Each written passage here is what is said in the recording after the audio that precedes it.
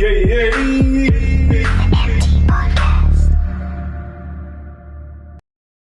evening and welcome to the MT Podcast. My name is The Citrus and to my right you have... Man like Tongo, you done know in the building, well, go on. And then beside him you have... Buddy in the building, aka The Truth. And then my extreme left you have... Mr Wileycat DJ, aka the voice of reason.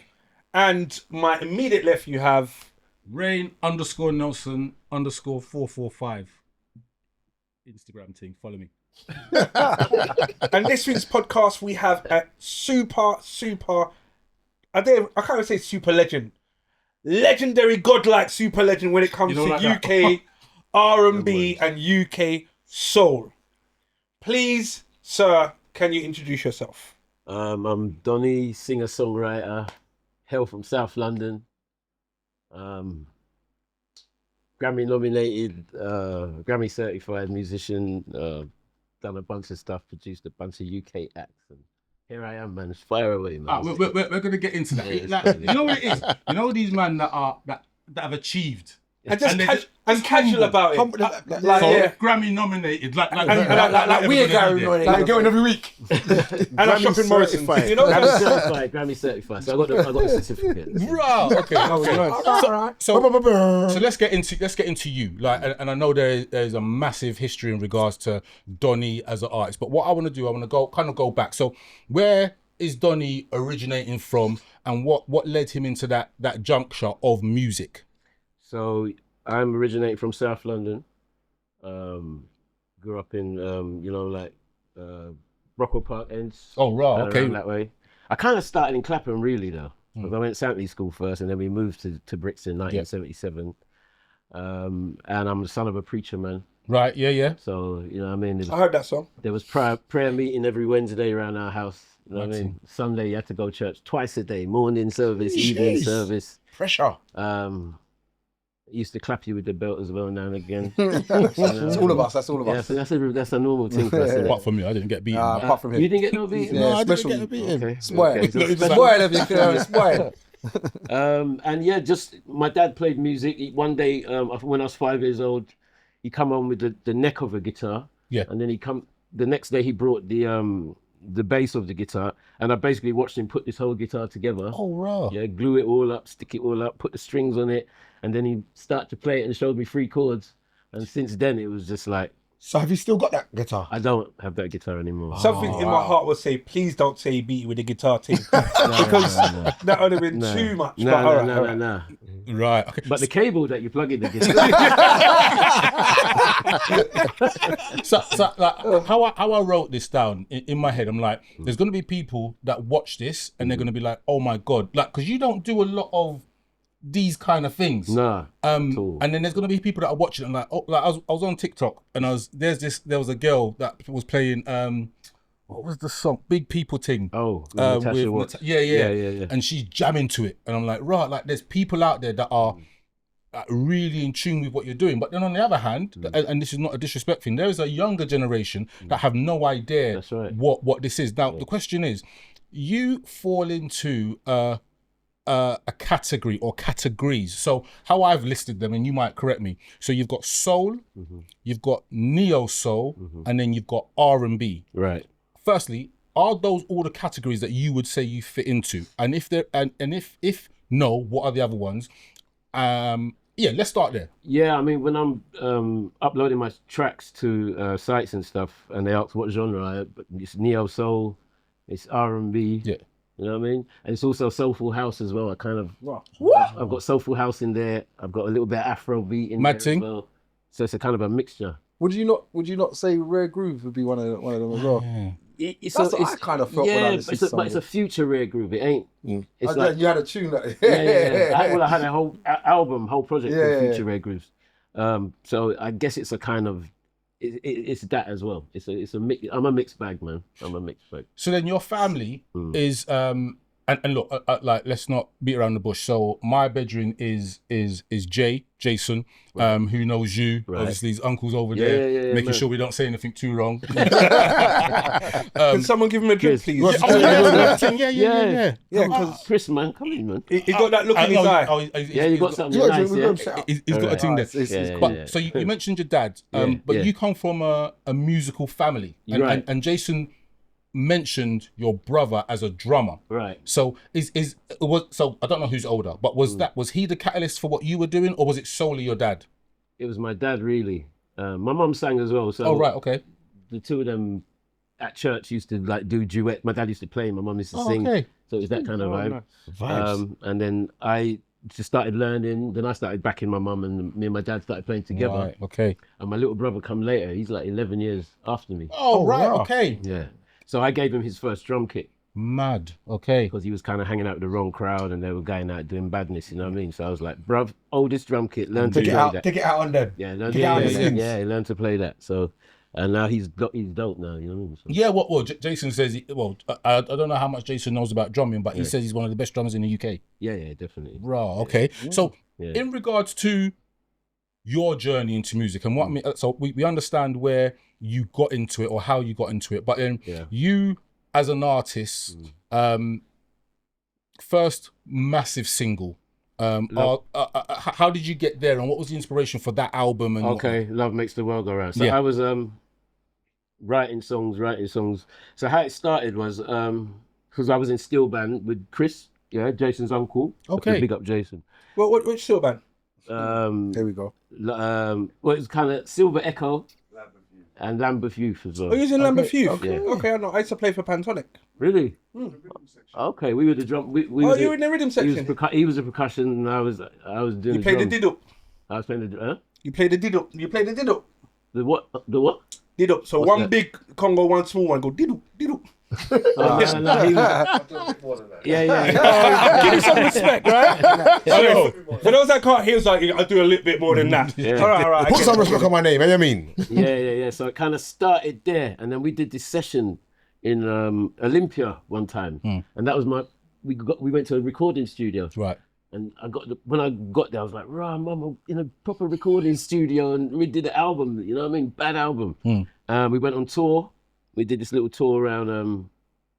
We went to where did we go? Italy.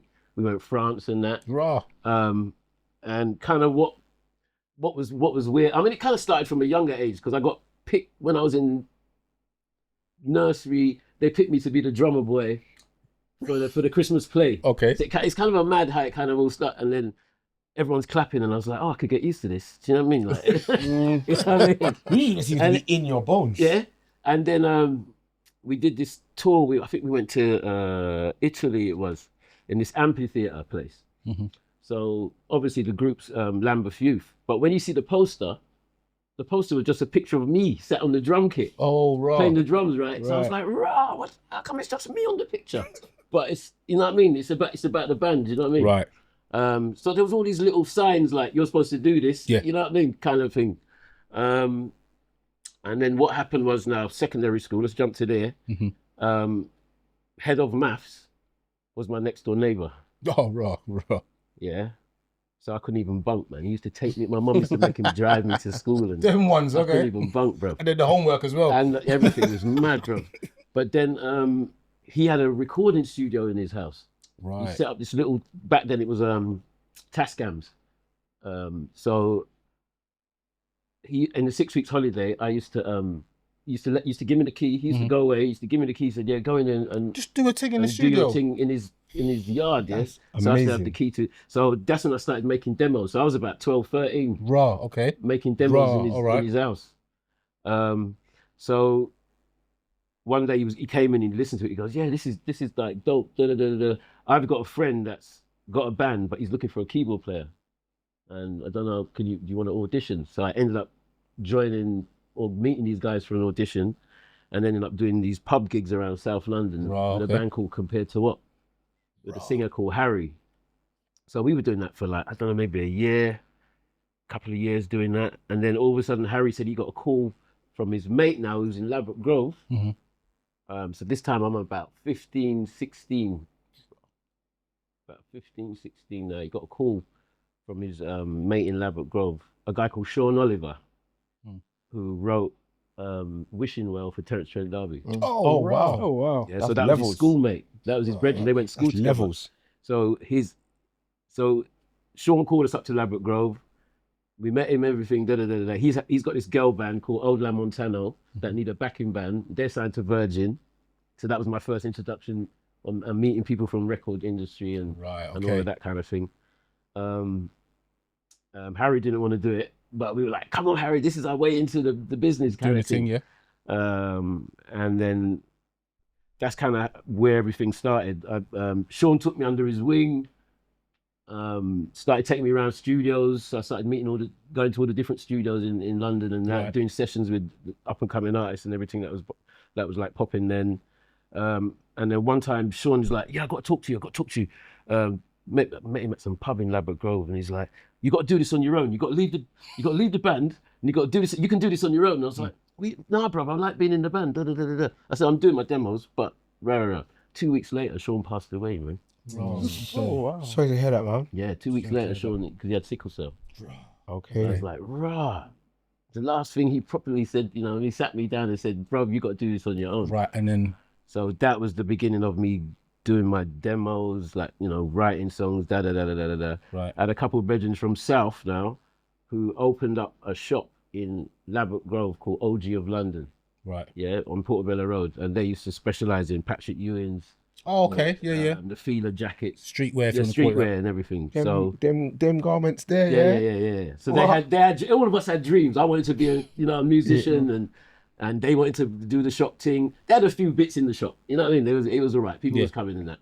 And then one summer, I was just sat in there. They were playing some demos. This brother walks in and he's buying a coat and the Patrick Ewing's and that. And then he's like, "Who's this?"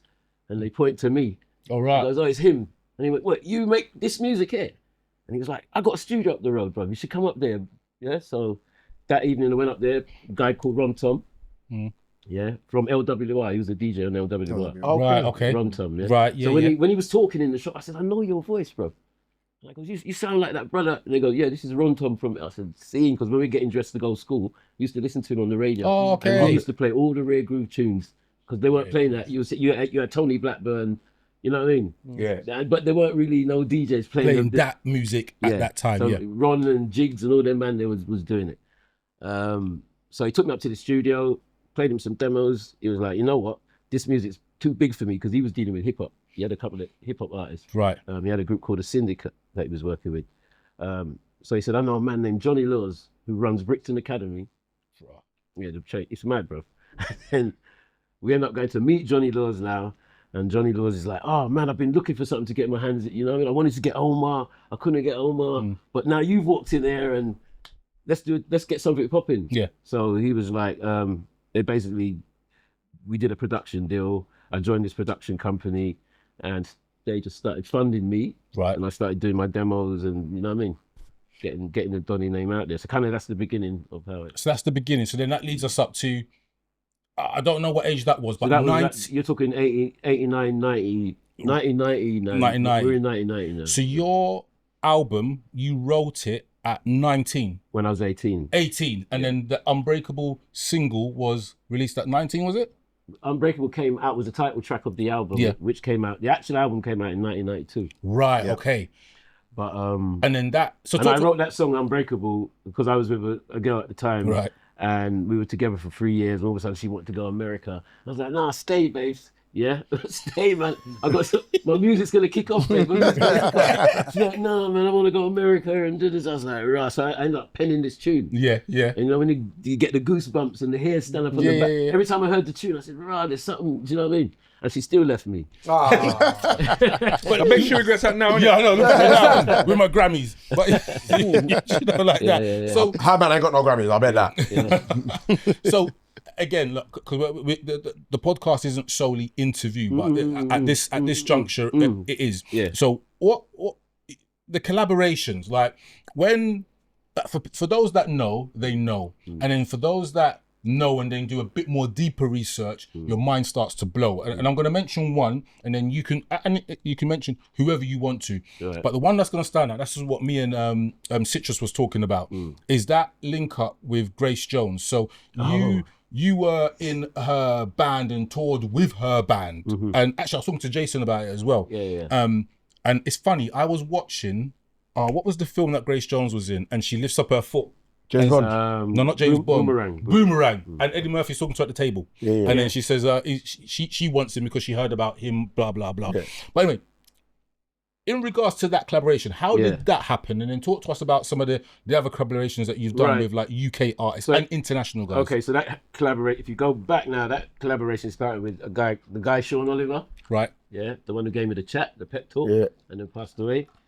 Before he did that, he hooked me up with this guy that was a Duke. He was related to the Queen. He goes, this guy's related to the Queen and all this stuff. Wow. So this guy had a studio in King's Road. Yeah. And we were like 17. So when I went down to this brother's yard, and he's got like a proper studio, everything, but he's a little bit older than me, but he had all the equipment there. So he worked on 3-4 songs that was on my first album. Right. Oh, okay. Years later now, I get a call from the same guy, Ivor Guest. Yeah, his name's Ivor Guest. Donny, I'm sat here with Grace Jones. And we want you to come and play some bits and da-da-da-da-da-da. Yeah. And I was like, really? I was like, damn. Do you know what? Do you know how crazy it is? Sorry to cut you.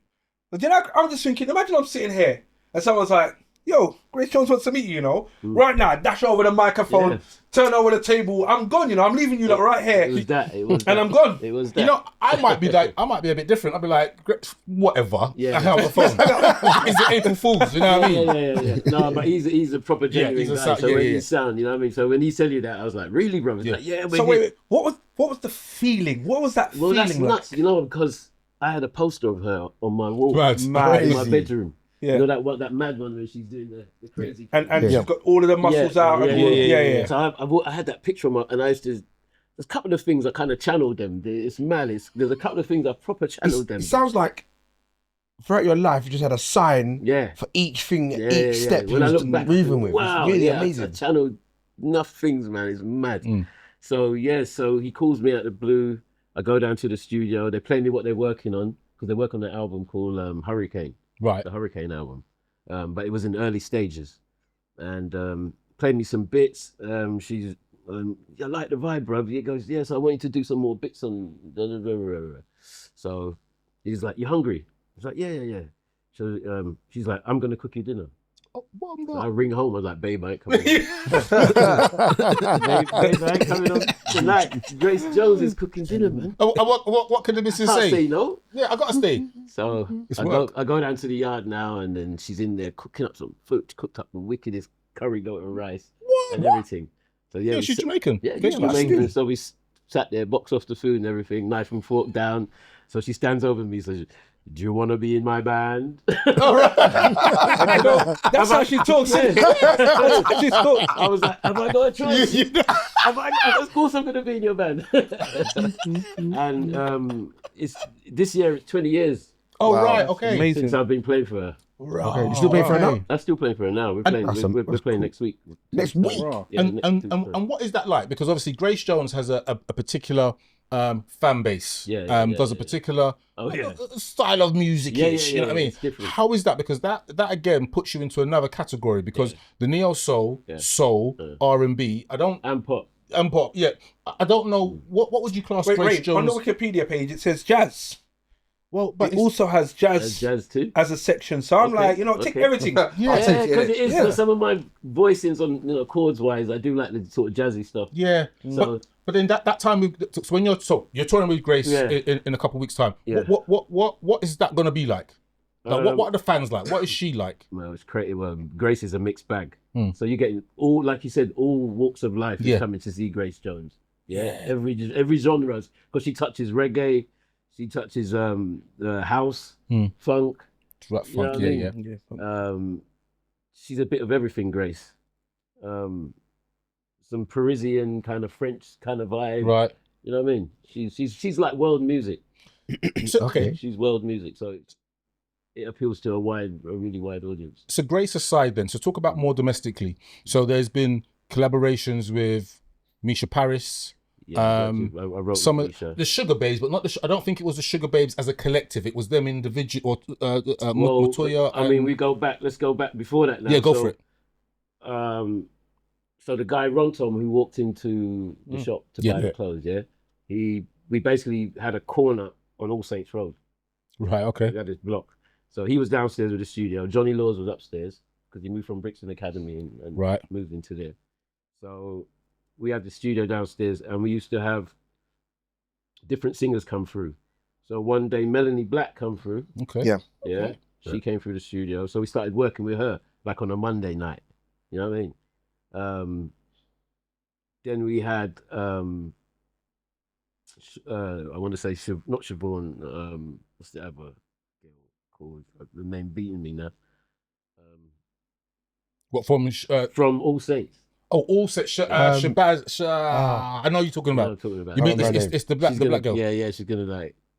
I want He to say forgot. He I forgot. want to say no, I haven't. Chesney. Chesney, forgive me. Chesney Lewis. Yeah, Chesney. Chesney forgive me, Lewis. Yeah. forgive me. Chesney used to come on a different day. Okay. Yeah. So we got fed up of doing a session on Monday night and a session on Thursday night and and there was another girl that was about, and he basically put them all on the same night. Yeah. As in the a studio. So he told them all to come down. So everybody come down Monday night. Yeah. Yeah. So now we got all three of them in there Monday night. And then he looks at me and goes, yeah, I'm gonna call them All Saints. And I was like, well, after the street? He's like, yeah, man. Oh, is that how it's done? Yeah. Oh, okay. I was like, after the street, bro. He's like, yeah. I was like, okay, that's kind of weird.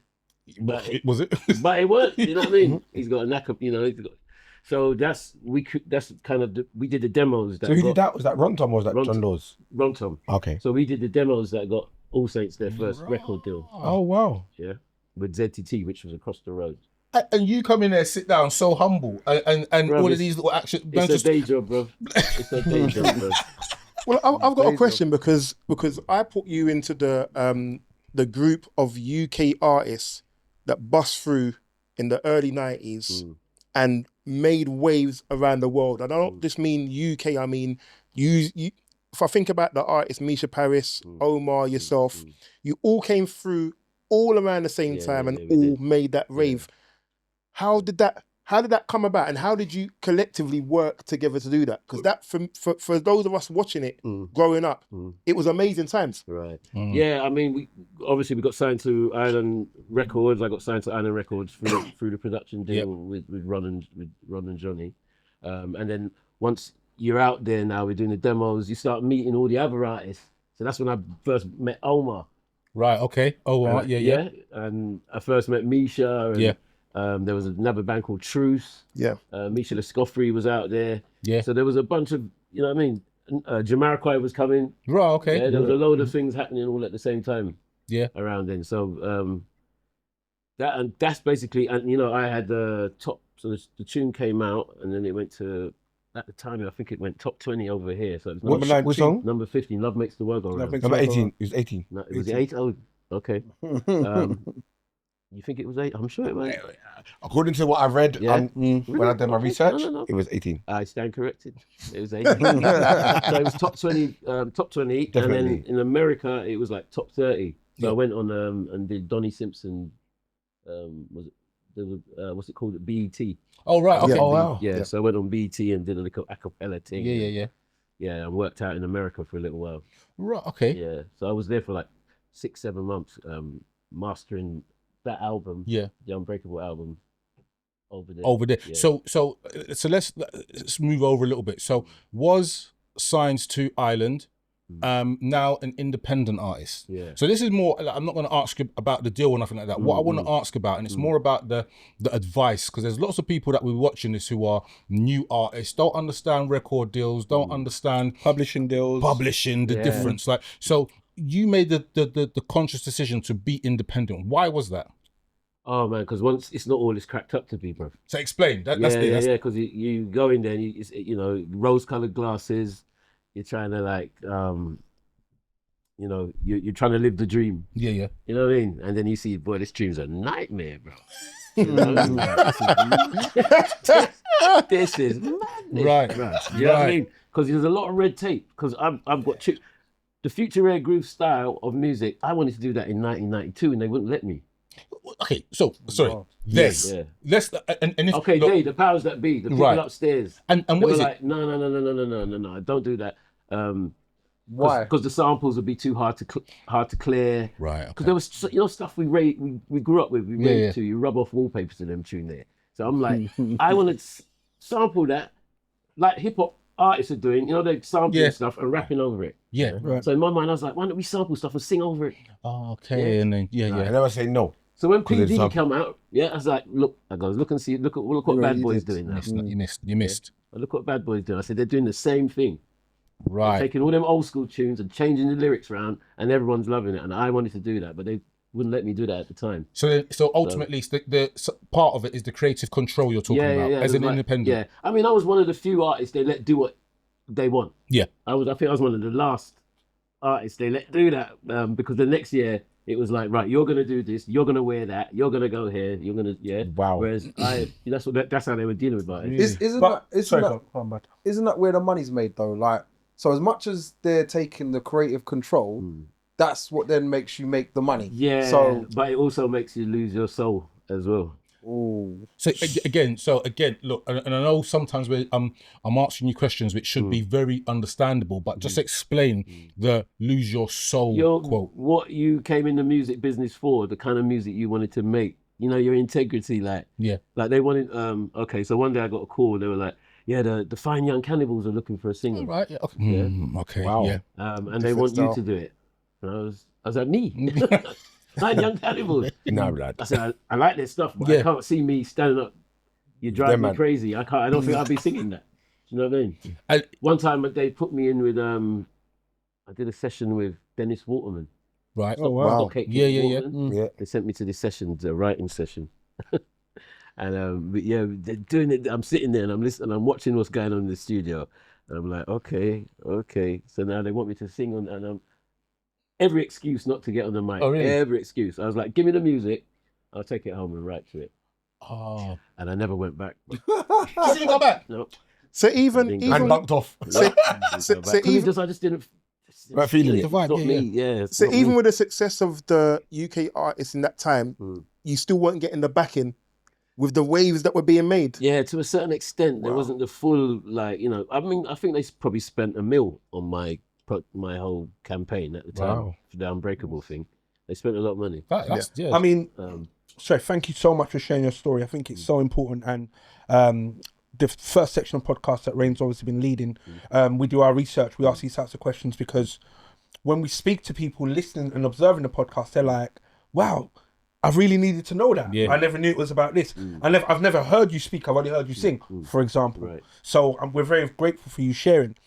We've all done our research, which I'm really happy about. However, there are some questions before the questions that I want to okay, ask. ask. And one of them is definitely about the earlier years with the Omars and the Misha Press and that time. So I'll rewind. I'm in school. Right. I've got my headphones on. I'm listening to Bun and Cheese. Do you remember the tune Bun and Cheese? Yeah. 1986, that kind of Yeah. that kind of timetable. And I'm listening to that kind of, what was it called then? Ragga. Right. I'm listening to Ragga Ragga, yeah. at that time. And then as I'm getting slightly older, I didn't move away from it, but your eyes start opening up to different genres of music. So having musical influence within my family, sound system, all of that stuff, you're now going to different events. And then Rare Groove would come on. Or Soul would come on. I'm like, I can't do no butterfly and bogle to this. This is rubbish. So I'll be there and I was young and I'm listening and I'm like, actually, when you leave there, you're kind of singing two tunes and whatever else and blah. So in my head, I'm trying to think that era. So for those who are in their mid-40s, I'm talking anything from 1988 through to 1993. Okay. So this window. Right. However, in raves that I was going to, in house parties that Wiley was bunking off, heading to, Ray was too young. Tongo was there, front and center. In those, We don't talk about that. in those places, what then happened is the way music was divided up. UK soul Yes. Came in. carved a path. Yeah. Right. Like there was music we want to hear. You had your your classics, which was like your Jodeci's and all of that. Yeah. That was fine. But also, we then had another section, and this is where I first heard you, Right. and I was just like, "Who is this guy?" Yeah. Do you know what I mean? Distinctive voice, innit? The voice is distinctive. Who is this guy? Who is this guy? Everyone's like, I don't know. It was playing in the record shop, and I bought it. I just got But now you're going from place to place to place, and now you're like, wait 1 second, and then I hear you on the radio, like live radio, and I'm like, wait a minute, there's a lot going on here. At that time, it was so exciting to see these are people from where I'm from. These are not Americans. Do you get what I mean? These are people from where I'm from who are making waves. So to round it all the way back, at that time, and I read, as I said, you were 19 years old when you released Love makes the world go round. Is that correct? Well, I wrote to wasn't, 18. you know, I 19. I was just signing the deal. I was just getting in the actual. Someone's got your page all upside down. Yeah. The album came out in 1992. Unbreakable came out in 1992. But Love Makes the World Go Round came out in 1992. You was how old then? Yeah, and I was 22 then. 22. 22. So when have you not seen the album? The album cover? Yeah. Taking a piss, bruv. Got a t-shirt. Like, you know the Michael Jackson with the wind fan. Yeah. But all right. Let's carry. But That was R&B. Blood. that's what it was, isn't it? You had to have a belly button out on the album cover to make it. You had to show some skin. Bro. No, you had to know, but That was the look, bro. this is where the things have changed, because obviously when it was like Mr Dalvin and them, man, they're doing their thing, you're like, okay, and then where's our representation? Yeah, so- Well, that's where it was. Yeah. However, in that time, the question that I really want to try and find out is, what was it like walking in Brixton? What was it like being in Oxford Street? What was it like being in Lambeth Youth? Do you know what I mean? Playing the rhythm section at Panorama. It was just mad. Everything must have just changed. Yeah, switched, bro. Because you come out the yard and you're just hearing your name. You know what I mean? Or you're driving down the road and you get to a roundabout and your face is everywhere. It's everywhere, yeah. Nuts, bro. That was kind of crazy. Which kind of it's great because you know things are happening, but all of a sudden now your privacy's gone because everywhere you go, man's bibbing the horn. Yo. Yeah. You know what I mean? Girls following the car. I used to have 2 chicks sitting outside my house. Damn! Constantly. Oh, he must have been so I was upset. so upset. Oh no! So annoyed. Girls are following my car. I'm turning left. Yeah. Or one time I made a mistake, pull up to this show with my window down, going through, and people literally pulling locks out my head. That's why I ain't got no. Yeah. Any excuse is fine. Don't worry. I'm with you. Pulling locks out your head. You know what I mean? And so it was crazy at the time, but it also made you kind of withdraw, because I was at the same. It's like even though I'm an extrovert, I'm an introvert as well at the same time. Right. Okay. So So you didn't like the whole fame thing like that? it was. Do you know what I mean? I was like, I used to say I want to be famous, but I don't want to be Michael Jackson famous. Yeah, You know okay. what I mean? Yeah. That's kind of mad. I want to be able to do normal. But tier 1 famous. Yeah, or Right. tier 2. Bro. No. But you don't want them to follow you about tier 2. Stick to tier 1. Maybe tier 4, but just But not up there. Would you say like now, like with the age groups obviously changing, so not as many people would kind of say, "Oh, I know who Donny is." Yeah. Do you know what I mean? So now, is this the way you're happy with? Yeah, I mean, I'm still. I could definitely have some more exposure, definitely more promotion and everything. But it's nice now. It's actually nice. I'm like sort of. You got to come to terms with yourself.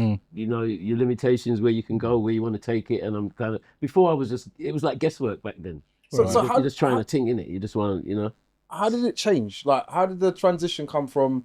So obviously you said about the girls at the doors and everybody knowing your name. Then how did it kind of go from there to right? Yeah. You know what I mean? So I had some mad problems. So First all right. first stalkers. get a drink, man.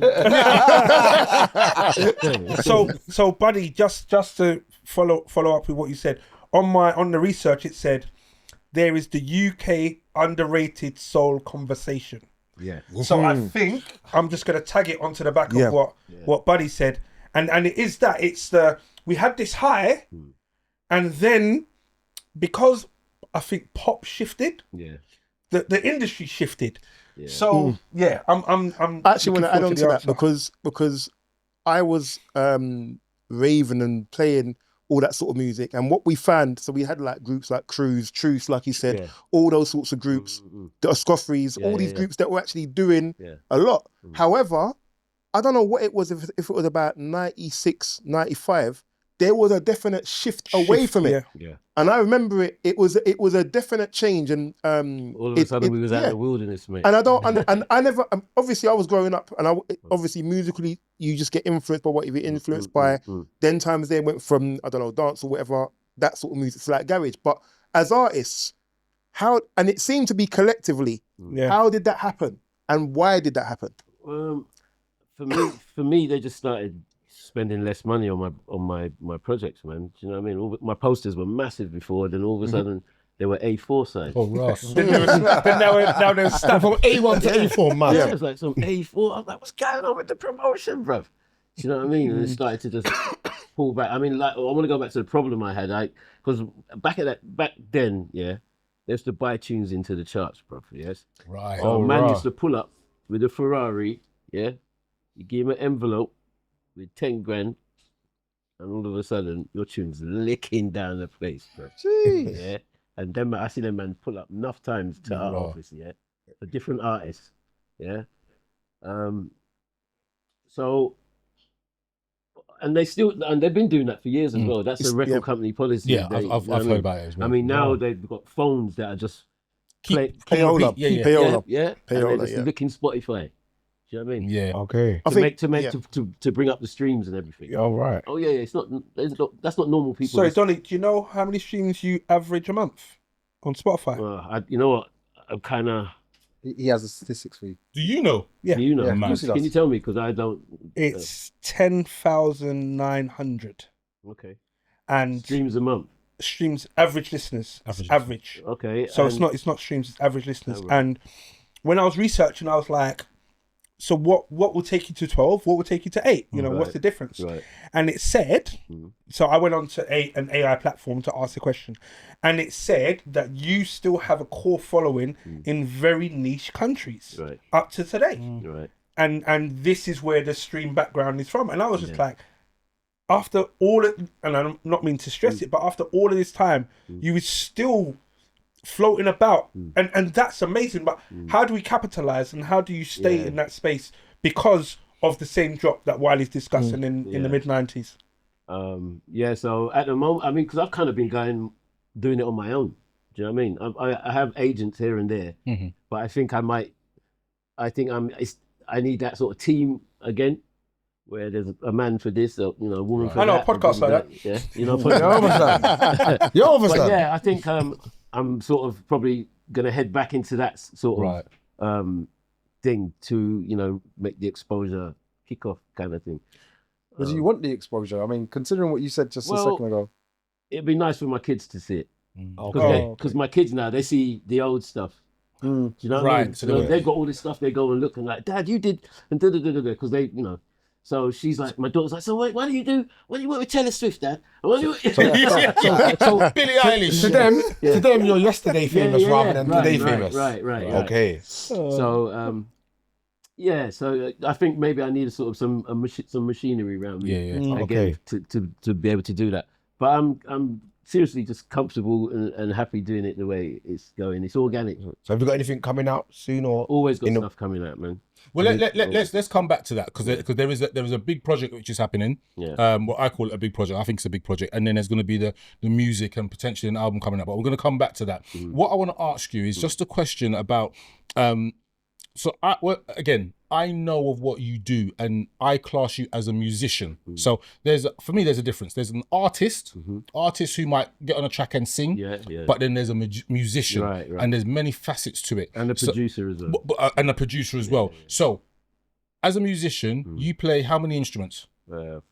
So what are those? There's drums, bass, guitar, keyboards. So ultimately, when you're making your music, you can play all those instruments and then put out your own music. And as a musician, and people might be offended, I don't really care, because unless you can play these instruments, sit down, understand the timing, understand how it needs to be layered, you are not a musician. And I'm putting you on the spot. Would because you now agree you've got with these finger musicians that will hit one note and all the chords are there.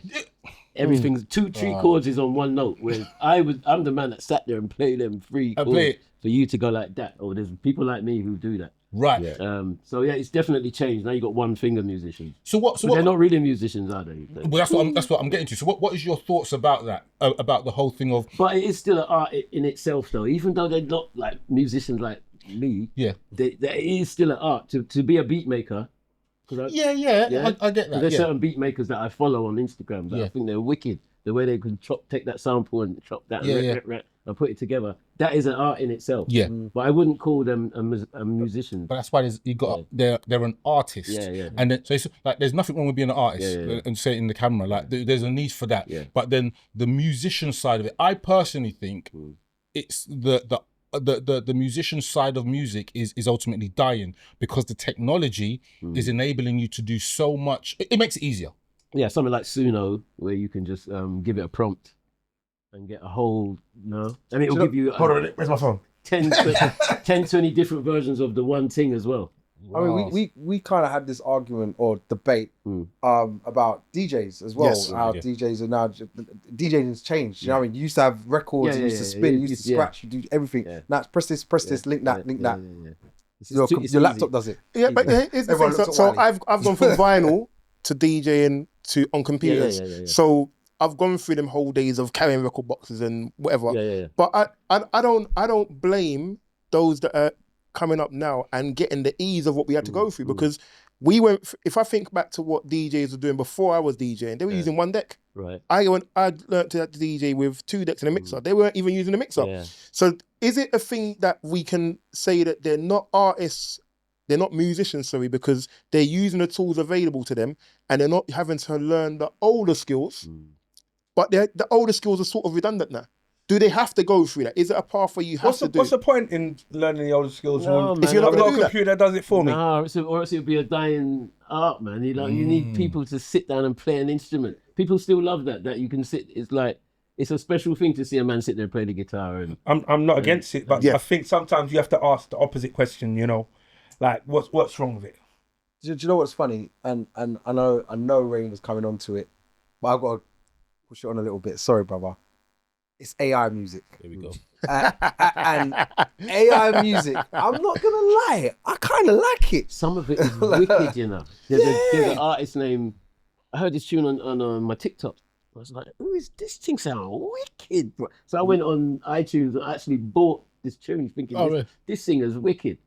Then all of a sudden, this little woman came up on the little flash on my Instagram. Yeah, Joy Rhodes is AI. I was like, I was gutted. Yeah. I was shocked because it's like It's so good. it was too good. Yeah. It was so good. But there's a big song out now. I think there's a big prostate cancer song that's out now. Massive song, but it's an AI song. But is there anything? Listen, the thing it's a debate that people are having. Where Like, it is there falls anything off, wrong? where it falls off is when you want to go see it live. Yep. What are you going to watch? Well, A laptop. But you say that though. But Watch your laptop. no, but The curtains go back. There's a laptop.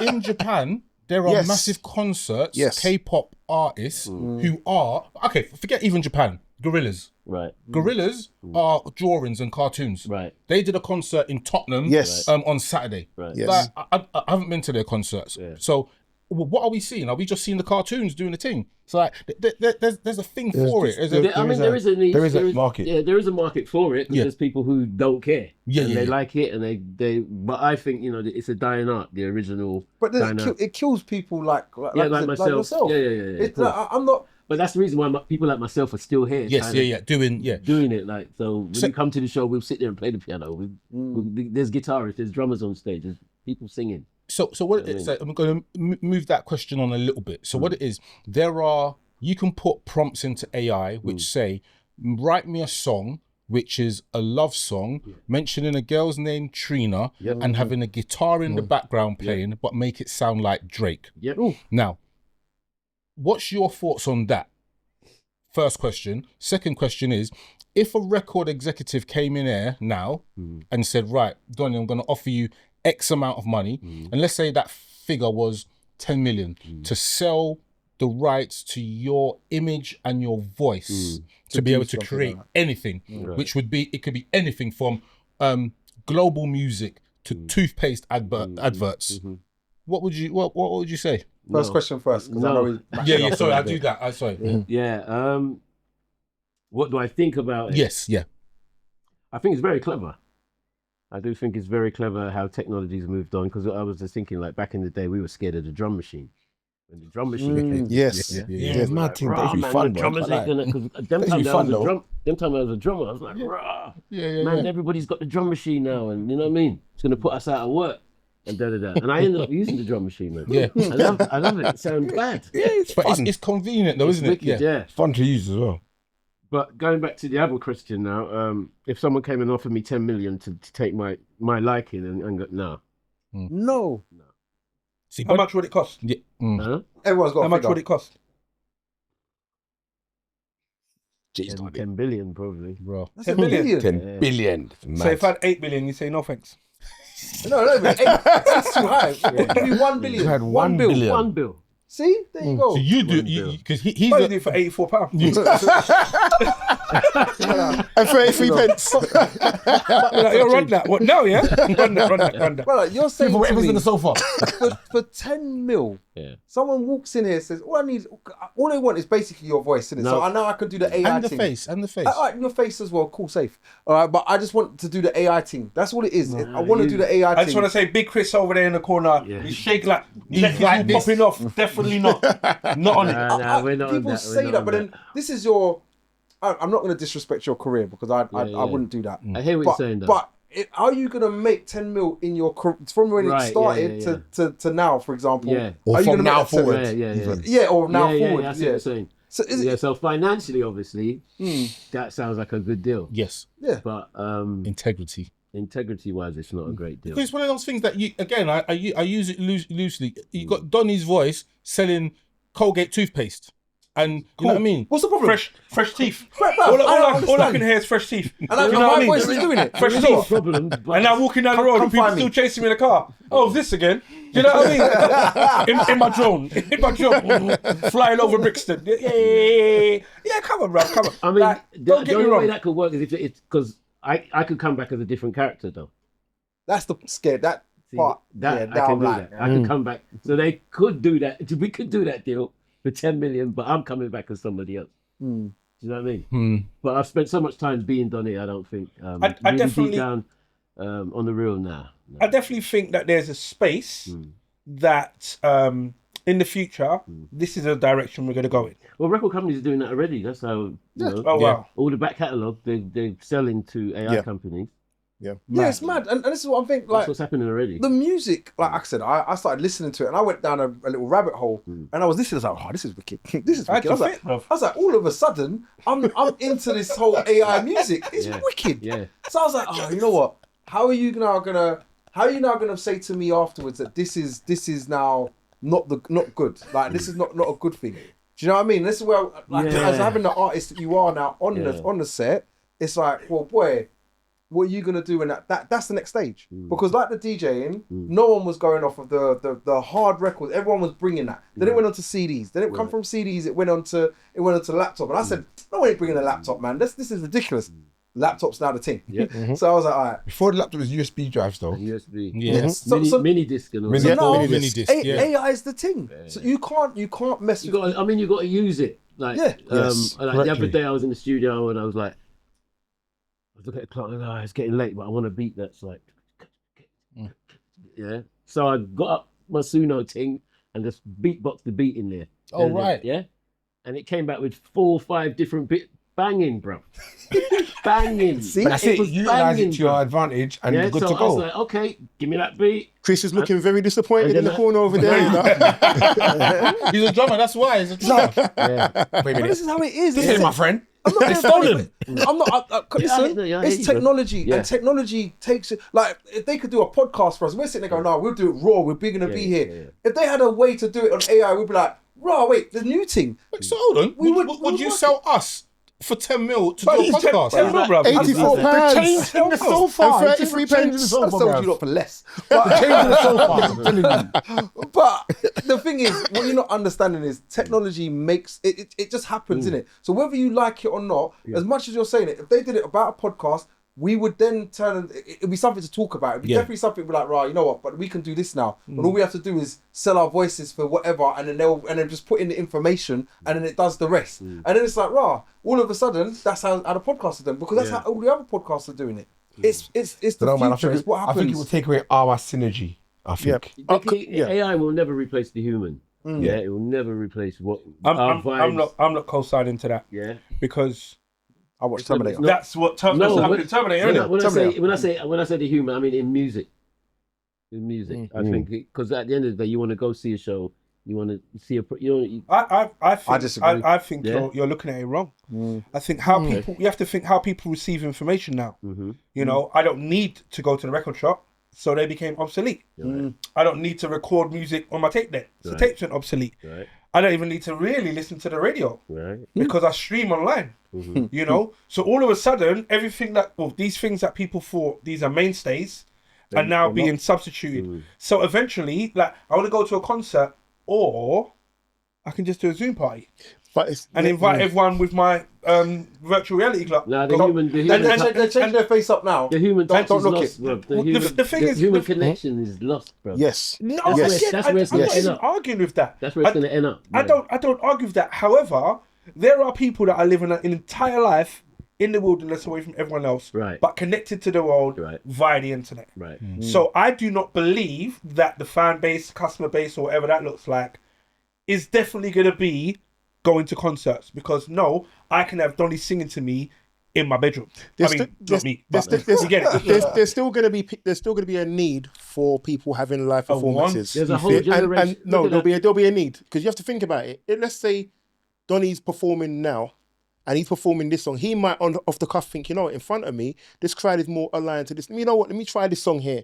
AI isn't going to have that intuition to say, do whatever. Even as a DJ, that's a good point. I might be DJing dancehall and look at the crowd and say, you know what, let me fling in one rare groove and see if it mixes. Now, AI can mix tunes, AI can put tunes together, but it's not going to have the intuitive thinking to think, you know what, let me try something out of the box. Whereas an artist and a human is going to think out of the box like that. You know why? Underrating AI. You know what? I was just saying. You know why? I don't agree with any side at the moment, but you know why I disagree with that is that AI can get to a point, or will get to a point, where it's playing the music and being able to select the music, and through the microphone it says, right, I've played this song by Sean and Scoffrey. The decibels in the rave have gone up. Let me play a Donny. Right. Oh, that's gone up again. Right. Let me play another song. Let me play a D'Angelo. Right. D'Angelo. The levels have gone up. The women are singing. Let me play Donny and D'Angelo, because you got you had the collaboration with him. And then it got. So I think you're right in what you're saying, is that we're underestimating. It will move. I think you got a point as well, Wiley. It will move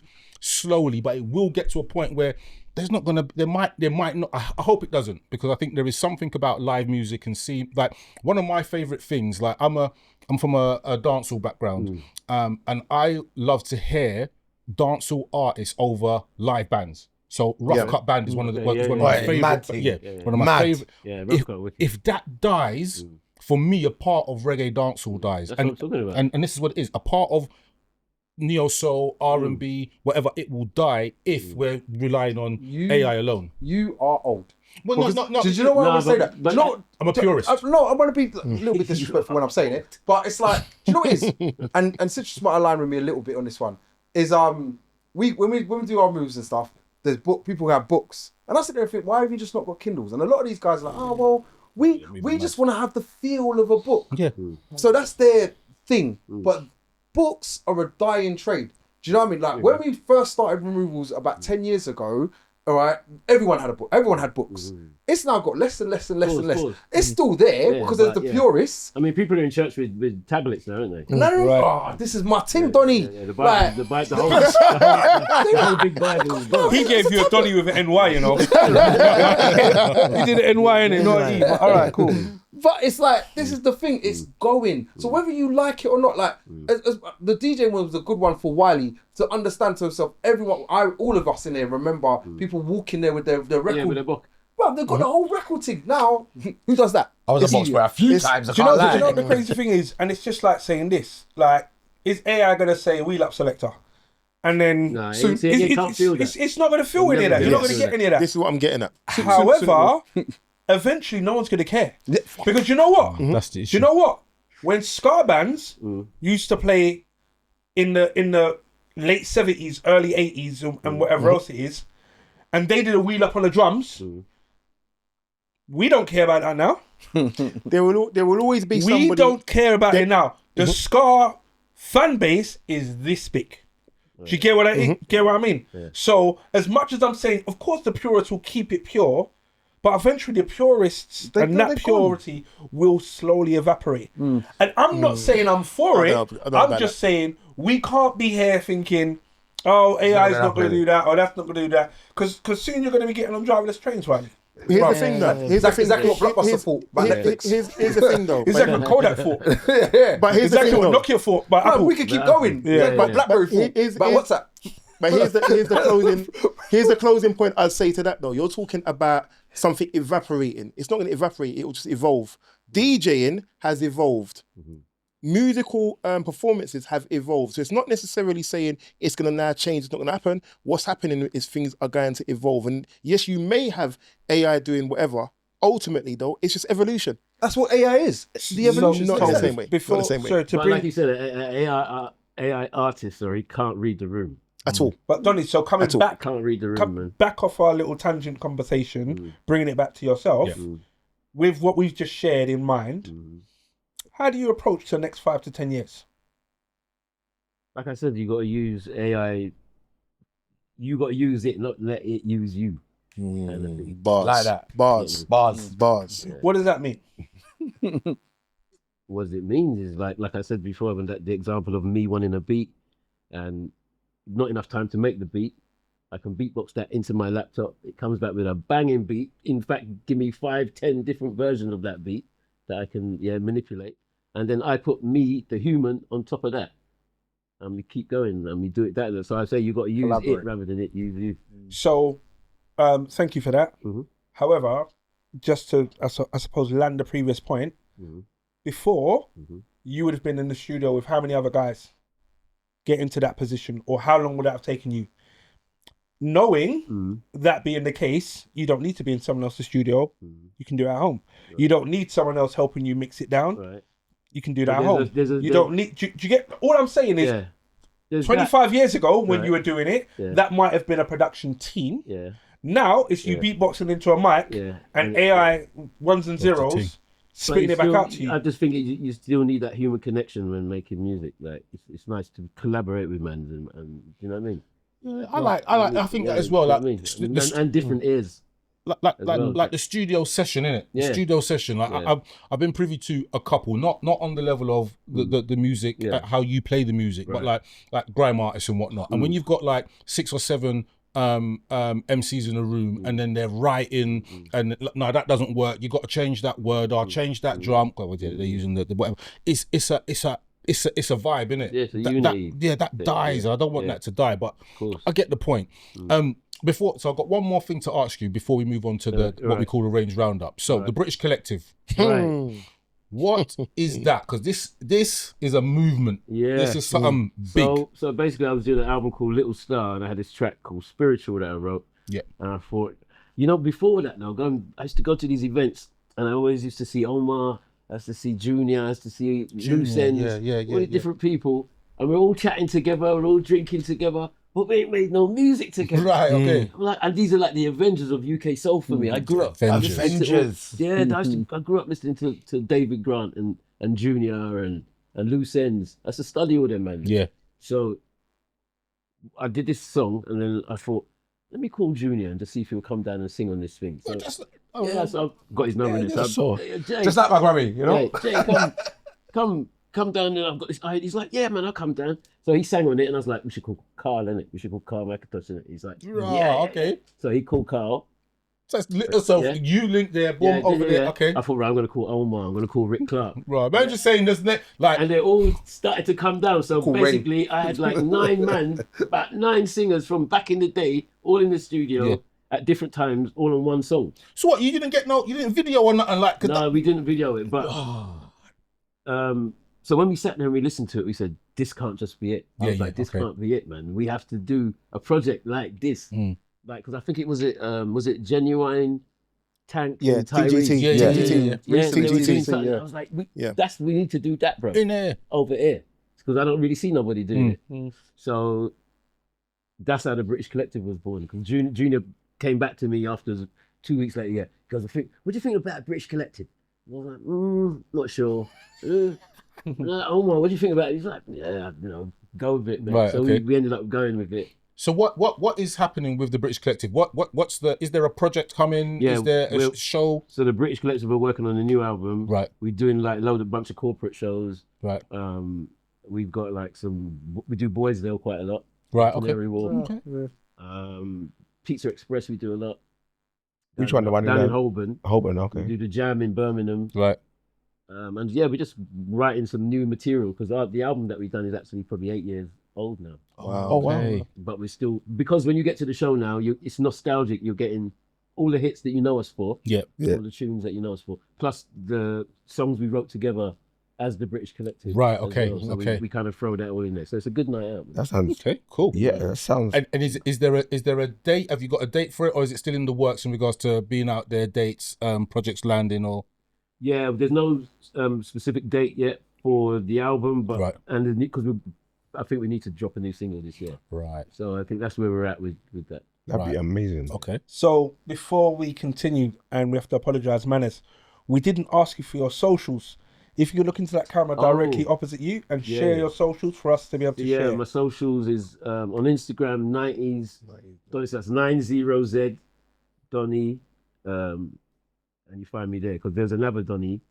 Yeah. Yeah, he's bad still though. Man. But it's completely different, and he's a but DJ, isn't yeah, he? he's Like, wicked, man. rate him. Yeah, no, he's doing he's his bad, thing. He's bad. And Donny McLean on Facebook. Donny on Spotify. Yeah. As in D-O... DON-E. Yeah, that's right. Exactly. Are you on TikTok? On TikTok, I'm saying DON-E on TikTok as well. Okay. So yeah. All right, cool. What I'm going to do, I'm going to move into the range roundup section. So the range roundup section is more things where we'll get your opinion on, and all the guys will chime in. These are things that are going to be in the news now. I'm not going to get too deep. I'm not going to jeopardize anyone. Like we've all got businesses and whatnot. I'm not going to jeopardize anyone's career, but I will ask your opinion on stuff. So the one I'm going to start with is that I don't think you're overly a football man, but I wasn't born with that gene. You know that gene that loves football. Well, you had the music gene and I just couldn't 28 get- of them. Yeah. So over there. I mean, So some greedy man like, I never got that. regional football don't do it for me. World Cup though, I might. Right, I and might look, have but a What's your look. teams? Where you have a team though? Where as in a UK team? Yeah, you must have a UK. No. None. As long as they're red, as long as they wear red, I'm So alright. Liverpool, yeah. Liverpool, Arsenal, yeah. bro. What do you say, Q? It's alright. Arsenal, bro. Chris said Chris, no. we'll make you go sit outside, bruv. Yeah. Chris said no. Chris. Chris said no. right. Newcastle United. You can't Okay, see yeah, that. Newcastle. the question I'm going to ask. So there's a footballer called Jeremy Doku. Now he was playing in the World Cup. So Okay. don't worry about the names. This is Okay, more about the okay, principle of what okay, happened. okay. So he was playing in the World Cup for Belgium. Yeah. His missus is pregnant. Right. She went. I don't know if she went into labour, Right. but she was basically giving birth. Right. He left the Belgium camp to go and see his child Right. be born. Right. The media Mhm. decided that they want to chastise him and say you should have stayed with your football team. As a father, because I saw the Wait, not all media. I think No, it no, was the mainly media- led by one French- particular a French woman. A French woman, yeah. I'll say the media 'cause I don't really rate them, but yeah. But anyway, they said that he should. She said that he should have stayed. I think you said that she She apologized. said it was or- disgusting yeah, but afterwards about yeah. him leaving. She said it was disgusting that he left. Should have stayed. As a father, what would you say? And I'll ask everybody because we're all dads in here. What would be your priority? This is the World Cup, arguably the biggest football stage, or your son, daughter, being born. First child. First Say child. that. And it's your first child. In First full child. context, I've yeah. had my first child being born on the day that I got a private show in Trinidad, Mad. and with Grace Jones, and it was a private, and the pay was great, and da da da da da. Mm. But guess where I went? See To a the child. birth, man. I'm at the birth. I thought he was going to say him when I got back from Trinidad. Guess where I went? Maracas Beach. Where did I go? Maracas Beach. Nah, man. I was at the birth holding my missus' hand, man. That's where I went. Okay. Nice. Yeah, there's no way I'm gonna go no, family first, man. No. I agree. What's your thoughts, Citrus? When I heard it, I was like, it can't be real. Really? And then I had to go and watch it's in French, brother. I had to go and watch the interview. I was like, wait, what? Mad. What is going on here? And how has this person got traction? And I thought to myself, you know, when did someone's get like a journalist is talking, I thought the producer or the director is there like cut, you know, switch the microphone for or whatever. They just let everything run and run with the headline. Only for the backlash to come, people now calling it, she getting death threats, all sorts is going on. And I'm like, well, good. Do you know what I mean? Because at the end of the day, especially for those that don't like football, it's 22 men on grass kicking leather that's capsulating air. And when you put it like that, it's crazy to think your first child. No, let me go and entertain people that I'm never going to meet and I never know. But when I broke my leg, throwing bananas the one person that's going to be supportive of me is my family. And I'm not going to be there to support that. Yeah, it's crazy. What football? Do you know what I mean? I'm done. Tongo. For me, the fact of the what she said all this, she said something like, men don't need to be at the birth. All this She said just that. to cut an umbilical cord. That's what she said. That's Yes. what she said. I'm like, what? Are you crazy? This is wildness. Me, I'm at the birth. Yeah. And man's got private plane as well. Wetting. Well, the funny thing is that the when he came back, so I think he joined the squad either today or yesterday, and they were they were almost happy, as in his teammates were happy, congratulating him for going. Rejoicing, You know what I mean? Overjoyed, Yeah. must be. Buddy, what's your thoughts? Because you're a football man, and this is a World Cup. I mean, all right. So I'm gonna take it away from what Citrus said in a little bit because I feel like I'm not gonna downgrade football. I want to take it to what Donny said, and which is basically it's your career, innit? And this is your career. So I'm gonna heighten it. I don't agree with it, any of it. I think she's an idiot. Yeah. And I'm glad we haven't mentioned her name because I don't think she deserves that type of airplay, airtime. Yeah, she's an idiot. And she devalued a lot of what men do on the side of when a child's being born. And the fact of it, and this is what I'm gonna say beforehand, is that a life's being brought into the world. That's the most important thing ever. Not nothing else. Not football. Not your career. Not your nothing. That's the most important thing. So that has to be said first. Just to be slightly controversial because I want it to be, but I find it very hard to be with this topic. You got to kind of vision it as It's the a World most. Cup. Yeah, it's the World Cup. It's the most important thing in that said career. So, like you said about your career, imagine it was bigger than Trinidad. It was the biggest stage that you could ever be on. I don't know what that is. Michael Jackson's the Grammys. The Grammys or Super Bowl. The Super Bowl. There you go. The Grammys or Super Bowl. So you're now there, and it's like, oh, your child's gonna be born. I'm still going to be at the hospital. I'm still going to be at the hospital. I mean, I think it's bad planning. Yeah. But Do you know what? Are you not flying the missus over? Wow. Yo, baby, your big belly. Just do you know what I mean? Just it's an 8-hour flight. But on the reels of it, the reels of it all, it was stupid. On a different question, I'm going to start with you, Don. Actually, no, Wiley. Sorry, what's your thought? No, absolutely not. He had to go back. There's no way. Had to. And you know what? I am gonna mention something that I think is important with this. I don't see this sort of coverage with a certain demographic of people. Say it, Wiley. Just say it as it is. Say it. I'm going to be diplomatic. I don't see this sort of coverage with a certain demographic of people, but whenever it is a certain demographic of Do you know people... what? Someone needs to move Chris. He wants a bite. All right, he's biting. He's biting his fist. He's biting his But my fist. point is that Okay. the woman who made the comment, it doesn't surprise me those comments were made about Jerry Mudoku. Why? Doesn't surprise me.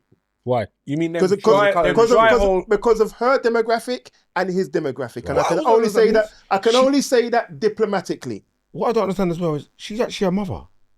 And she's a mother as well. She's actually a mother. This is mad. The question I was going to ask, Mad. and this was because her comment was mentioned. What is it? What did she say? She said all mother that does. just to go and cut the umbilical cord. So my question, And hold on, and for an Instagram moment, she said. So my question is, when your kids were born, did you cut the umbilical cord? Yes. Yeah. You did. Yeah. Tongo? I didn't. Didn't you? I didn't. I just didn't. I just. Screaming. Rain fainted. I look, no. Let's be, what it is, I just didn't want to leave the see. room. I just didn't want to see that I didn't want to see all of it. You didn't want to see it from that angle. What? Yeah, I So what did you do? Everything, bruv. Man, what did you do? Everything. I recorded it. I didn't want. What it is, I think there was a little bit of, and again, hopefully I'm not being disrespectful to any female. There's almost a part of I don't need to see that happening because I don't know how my partner would respond. Is in me seeing that and seeing her in that state. And I know childbirth is a beautiful thing, but I just didn't want to see that, and I didn't want to almost embarrass her or anything Didn't like you talk that. about that beforehand, though? What? Yes, we did. And I said I didn't want to cut it because of that reason. And she said, okay, fine, that's entirely up to you. She would have let me. And even when we was there, I had the opportunity to, and I'm like, no, I'm all right. Like, and that exact point. So my brother, last week, his partner gave birth to twins. Congratulations. Yeah. Big congratulations. Certain things quiet. Should watch his status, but it's fine. I quit, bro. There you go. But what she had a procedure for the babies to be delivered. They were twins. And what he said is that he went to cut the umbilical cord, not realizing or forgetting, because being caught in the heat of the moment, that it was a natural birth. And then with that, he saw some stuff that he shouldn't have seen. And he said, it's not taken from what he feels for his partner or the kids, but he said, that is in my head all the time. And that vision I didn't want to see. Was you behind like a curtain thing? Like, so I was there was no curtain. So essentially the legs were up here, I'm here, I'm supporting her face to face. Oh, yeah, I was in there. I mean, the thing over the legs. There was nothing there. It was just the legs were on the ting doing its thing, but I didn't look that way. I'm focusing on her. That's also the craziest way to have a baby as well, to lay on your back and push. Yeah. It doesn't go with gravity. It's supposed to be like taking a poo almost. It's supposed to be, the baby will fall out of you. Yeah. You know what I mean? But what Anyway, it that's is. anotar Yeah, exactly. We're digressing. Where we gonna hear that? I don't know how we got Doku. Yeah. None of us are qualified to have this conversation. We're not. But All I know in regards to what you said is you can be at the action end or the other side. Attack or defense. Attack or defense. Right. And I started in attack, straight to defense, because there was a lot going on right there. Do you know what I mean? However, it was just one of the moments where, do you know when sound stops sounding? Yeah. Lights just dim or get brighter. Like, I just remember everything in that moment, and that's beautiful. And that's what she asked Jeremy Doku not to be part of. Right. And for that, suck him up. Yeah.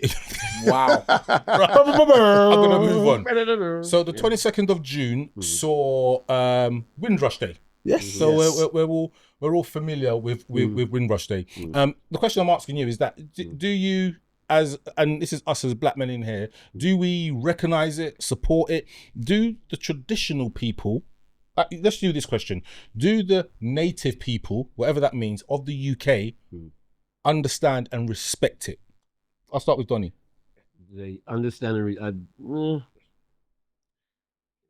I think probably not.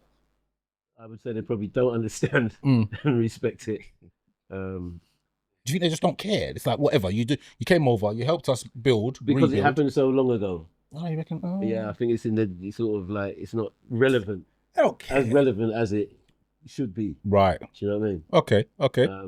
They don't care, man. Did Google change the logo? All right. Did Facebook put a thing on to say So when change you the go background? So did your workplace give you half a day off for it? Right. Is it a bank holiday? Mm-hmm. No one cares, bruv. They don't care. They don't care. I'm about to, as much as you're saying that, do your kids care?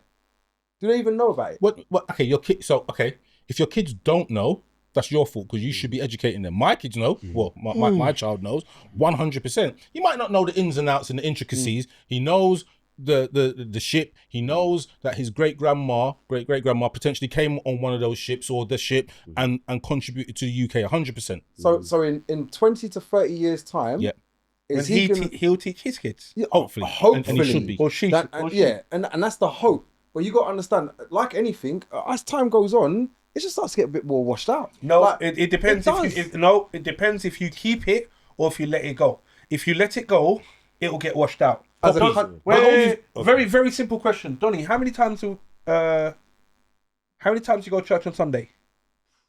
On what, in my life or No, now? Not as much as I used to back in the I day. used to go twice a day.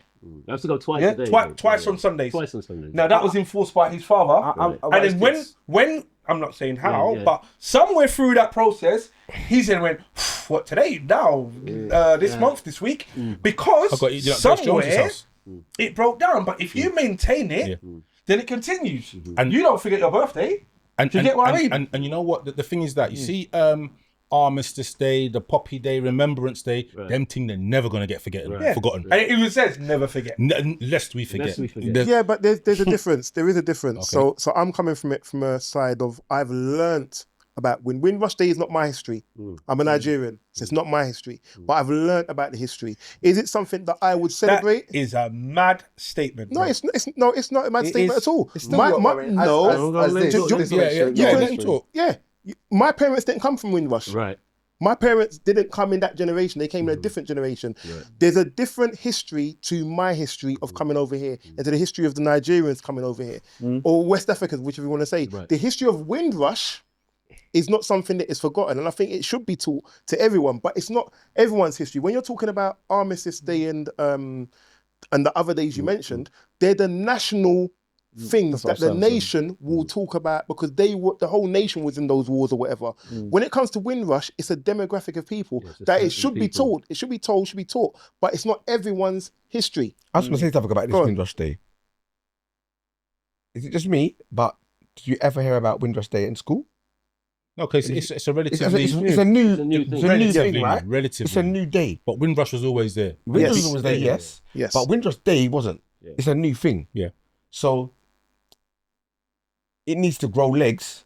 Okay. And the only way it's going to grow legs is if we Keep it. Okay. keep it Fair maintained. point. At the moment, it's in its early stages. It's like, just got born. It's like, it's toddler right now. It's can't walk yet. Citrus. So Wiley, your statement. And then That kind of grilled me up a bit. And I'll tell you why. Your parents didn't need to be on the Windrush. My parents weren't. My grandparents weren't. However, it's what it represents. Of a group of black people, let me finish. A group of black people left their land to come to England and help them build up what they were building. they were invited. In doing that, they opened the door for others, Nigerians, Ghanaians, West Africans, North Africans, to then leave their land and come to England and help them do their thing. Do you get what I mean? Regardless what capacity is, at the end of the day, we have to always look to the forefathers, the pioneers, the ancestors, and say, do you know what? As much as that weren't me, I have to respect it. Do you That's get not what what I I said. mean? No. I've got to correct you there. That's not what I said. I said it's not my history. Not that I don't respect the history. Not that I don't think the history should be taught, but it's not my history. So when we're talking about the importance of why it's not so important everywhere else, it's not going to be my history for me to learn or to have. I've learned about it, but I was never raised with it. Right. It's not something that it was ingrained in me. It's all right. Basic example: rice and peas. I know how to make it, but was it ingrained? Sure? Yes. But was it ingrained into me? I was taught. Wiley makes rice and I beans. was taught how to make rice and peas, Rice and but jollof. I don't. It's not ingrained in me. Jollof rice now. I was born raised. Right. That's me. So my history is not rice and peas. My You got to history bring is us jollof some rice. rice and peas. I don't believe it. Well. But my point is to say that know, it's. it's We're still waiting You know, for it Wiley to says- bring us you know, it Nigerian says food, so Uncle forget all Ben's. that. Forget all that, But my bruv. point is to say that it is still important for everyone to recognise what it represents. Yeah. Not to say that it's not the history of nobody, yeah. but it's just not everybody's history. So on that same definition, I'm not going to have the same affiliation to maybe those who are from that lineage, because my lineage of where my parents came over here, and it was all the same sort of generation, but it was different things that happened. And that's why I'm saying not everyone's going to take Buddy. it in the same way. Sad enough, I actually agree with Citrus. And I believe to myself something what you just said, which is a bit bad. I don't know. I'm trying to articulate myself in the right way.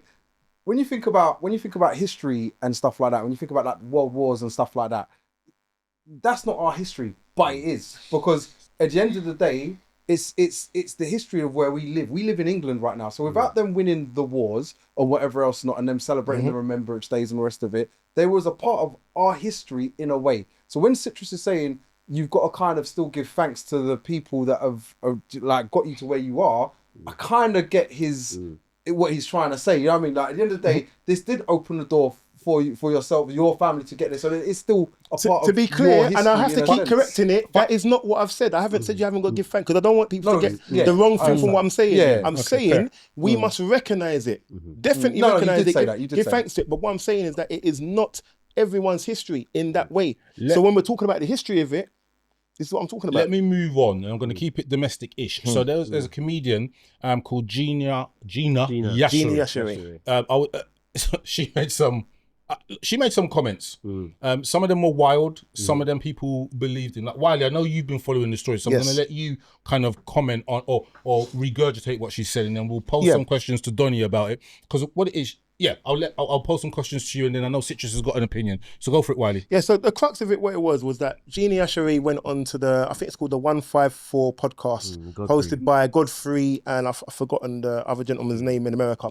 But she's over there now. She's doing a lot of big things over there. But she was talking about her experience in history and sort of broadly the experience of African people and Caribbean people in the 70s and 80s, touching onto the 90s over here and how they were different and the differences they experiences and what her experience of life like that was and how she encountered being an African person or an African background person, being in schools where she was, I don't want to get the terminology wrong, but she was basically saying that she was treated in ways that she shouldn't have been treated by Caribbean people from Caribbean backgrounds in that era. Yep. Yeah. For me, I looked at that and I thought, you know what? I resonate a lot with what she's saying. I don't think you can use a broad brush and say everybody was like that. But as a Nigerian growing up over here, I know exactly what she was talking about. Right. And I experienced it. And I experienced it. I think we've talked about black people over here and the different tiers of when people have come. So I look at it that we talked about food and music before. So funny enough, we was talking about Afrobeats earlier. Afrobeats is the new generation of music. But when I was growing up, it was dancehall. It was bashment, yeah. So was I neglecting my culture? No. The bashy thing at the time was bashment. So I was listening to what everybody was listening to. Dancehall, everything. Now, if you look at the way that the generations have gone, the African people who have now settled here, who may be about a generation or two after the Caribbean people that came here, have now settled. The food is more open, the music's more open, and we talked about this. Food and music is the way that our cultures ingrain into this country. And I think that's pretty much the experience she was talking about. So what's the question you've got for us then? So, because she said some other wild stuff. She was saying that due to, I might misquote it, but due to, she experienced what she experienced because Caribbean, namely Jamaican people, didn't know their history. Therefore, the reason why they sounded her out for being Nigerian is because their parents didn't educate them. Now, would we agree with that statement? Yeah, I mean, a little bit. I mean, you know what's crazy as well? There was a certain man that, we grew up with them, you know, certain people around us and that, but you didn't know till later on that they were from Africa. Yeah. They used to flex like they were West Indians. Yeah. You know what I mean? Because we were the dominant set of people at the time. Or act like they was American. Or act like they was American. Yeah, but it was either that or be a yardie. Yeah, so it was Yardie, wasn't it? yeah. Let's So be real. I do get what she's saying there, like, and then the way we used to diss them up because they were the minority at the time, or we used to take the pee out of certain some of our friends. The times definitely changed where I suppose being African back when we was growing up wasn't cool. Wasn't cool. So as if I saw a black person, they was from Jamaica. Yeah. That was the funniest thing. It wasn't even St. Lucia, Barbados, none of the other countries. Yeah. They were Jamaican. Yeah. When all of a sudden now, like in today's day, being African is cool.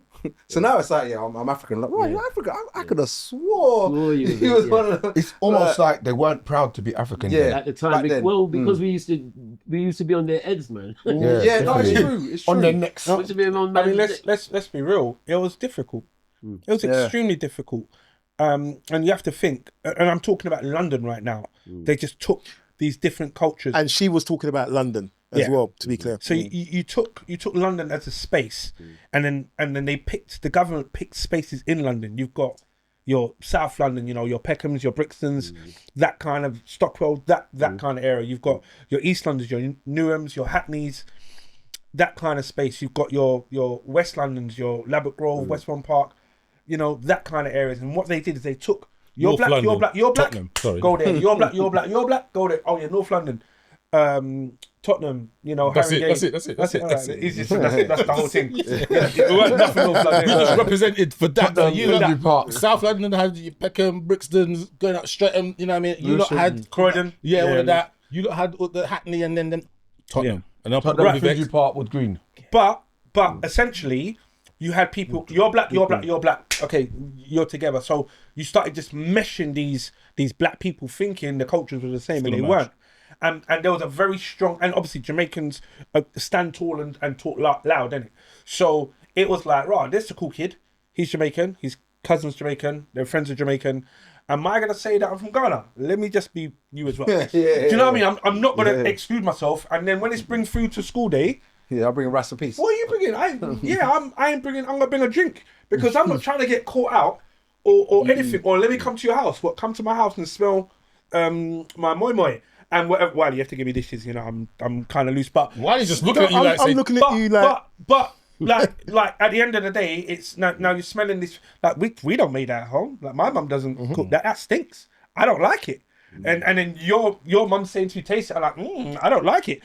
And my mum saying, don't eat from them people because do you know what I mean? They do this or they do that. And I'm being honest. I'm being It's honest. busted up because it's the truth. It's you the know? truth, yeah. Don't I be so hate true. it, but No, it is the that truth. phrase to any Caribbean person, don't eat from them people. That still was happens a now. universal one, to be fair. Still happens now. So, but what it was, and blessed to Ben and his family, I lived at number 48. 47 was a Nigerian family, and the young man's name he was there was Ben. His name was Ben, and Ben's mum, they tried to abuse her, and she wasn't having it.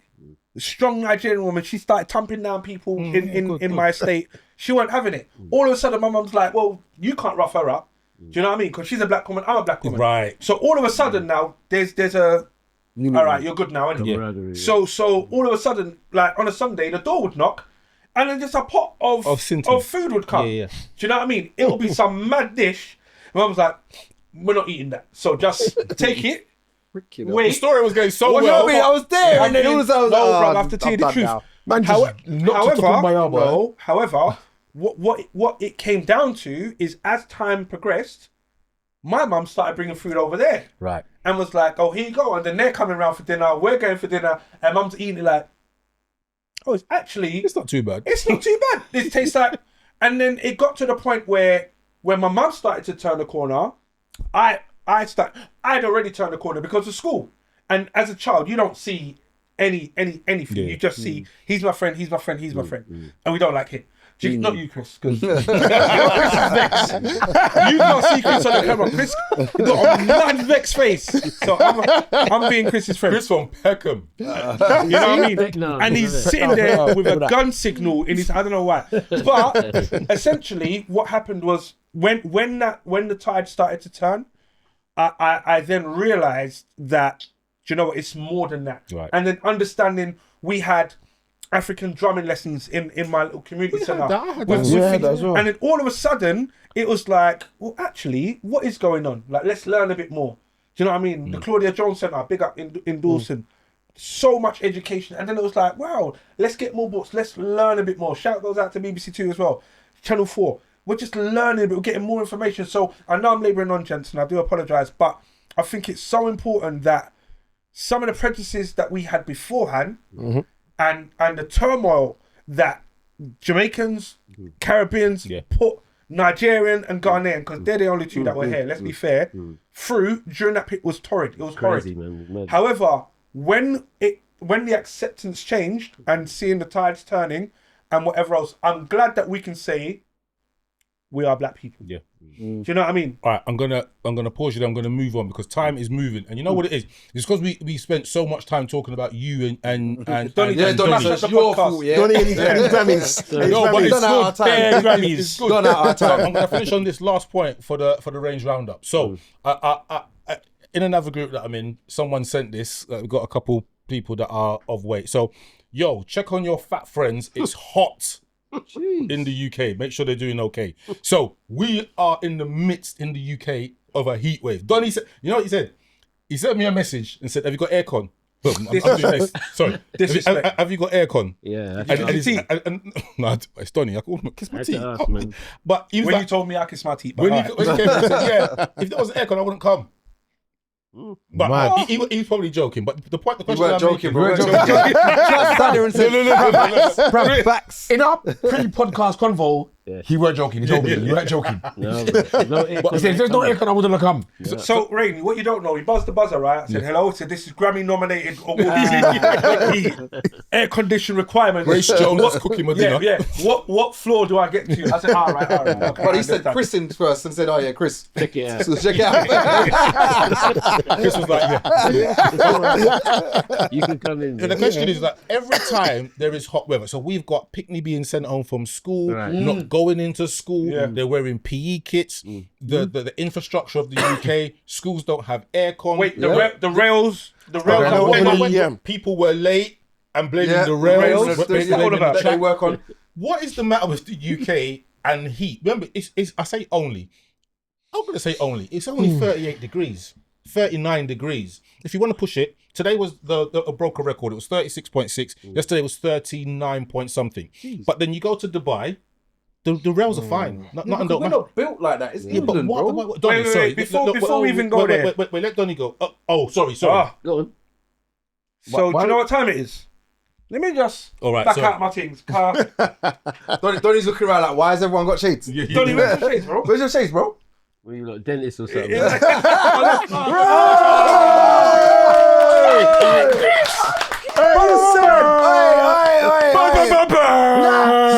So, You know about that? That was bad. So Maxwell D called us out and said, every superstar wears shades when they're inside. Look at Wiley. Everyone look at Wiley. Then check out Donny, Rain Man, Buddy, Tongo and myself. So we all made sure, Maxwell, that we took our shades out because it's ut outside. Ut. No H, just OT, ut. It's ut outside. I can't see with it. I don't know How we did this whole thing. The superstar I had to take my thing off. So Donny, so then again, the question was the UK. We pop down when it gets hot. I think the UK can't deal with extremities, whether it's hot or cold. cold. I don't think they're the same thing. When it's snow, they're in a matter as well. Come, everything's stuck. If there's too much heat, everything's stuck. So you know, like, and you go to the States, go to New York, every house got AC. You know what I mean? Whereas, and it's different here. But The infrastructure's why? not here. But why? Like, we know it's gonna get warmer, and next year is gonna be a next thing. The year after that's gonna be a next thing. Right. 5 years time, 35 degrees will be the norm, and it will be we're touching 45 degrees up to 50 degrees. The planet's getting warmer. Why are we not adapting? Why is the country not adapting? Because it's not long enough. So funny enough, and funny quick story was I'm on I think it was Monday or Tuesday. When did England play? Wednesday? Yes, the day before, Tuesday. Tuesday. So I said to the missus, I said, babe, I beg you, I'm gonna buy an aircon. I said, just pick one, and I'm gonna pay for it. And she said, what for the rest of this week? And I said, I mean, Smart woman. okay, logic now kicks in and says, what, is this just the weekend and we're done? I said, all right, well, if you're going to say that, then no aircon. Don't worry about it. And that's the reason. That's the reason why. Because it's going to be cold for a small period. It's going to be hot for a small period. So it's like, well, don't go to the extremes to do this and do that because it's only for a small period. You So say relax. that, so I'm going to come to Tongo and then Citrus, but people die in this heat because the infrastructure is not there. So we're saying those people's lives, it's only for a week, therefore let's not do anything. No, they've given warnings. They've put out the warnings. In schools, they like you said that people was going home. They've been told to wear their PE kits and whatever else not. There's schools that were shut at half day because they knew to themselves it was too hot. Yeah. So they've understood the things to do to back up this, and they know it's only for a week. This isn't for the rest of the month. This isn't for the rest of the summer. Tongo. It's because they can't predict the weather here. Where it's somewhere like, if it goes, I know it sounds crazy, but look, in somewhere like, I don't know, Egypt, it's hot all the time. You know it's hot. It stays warm, so they know we got to deal with this, this, and this.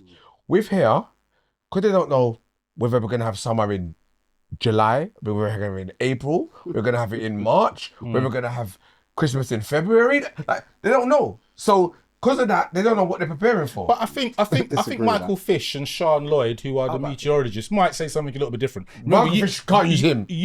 One time. You can't use him, bro. No, it's one time. Forget him. 1988. 87. Oh, is it 87. The hurricane. The hurricane. That was It's going to mad. be blessed. And That's then gonna be sunny. I was walking to school, and a woman had her dog on a leash. The dog was over my head, bruv, because the hurricane thing pick up the little dog. I said, no. Me and my mum went home. That day, I was determined to go to school. I walked to school from Hackney to Bethnal Green like an idiot instead of just turning around and going to my yard. I went all the way to school like a speng, charging. I got to school about 10:30.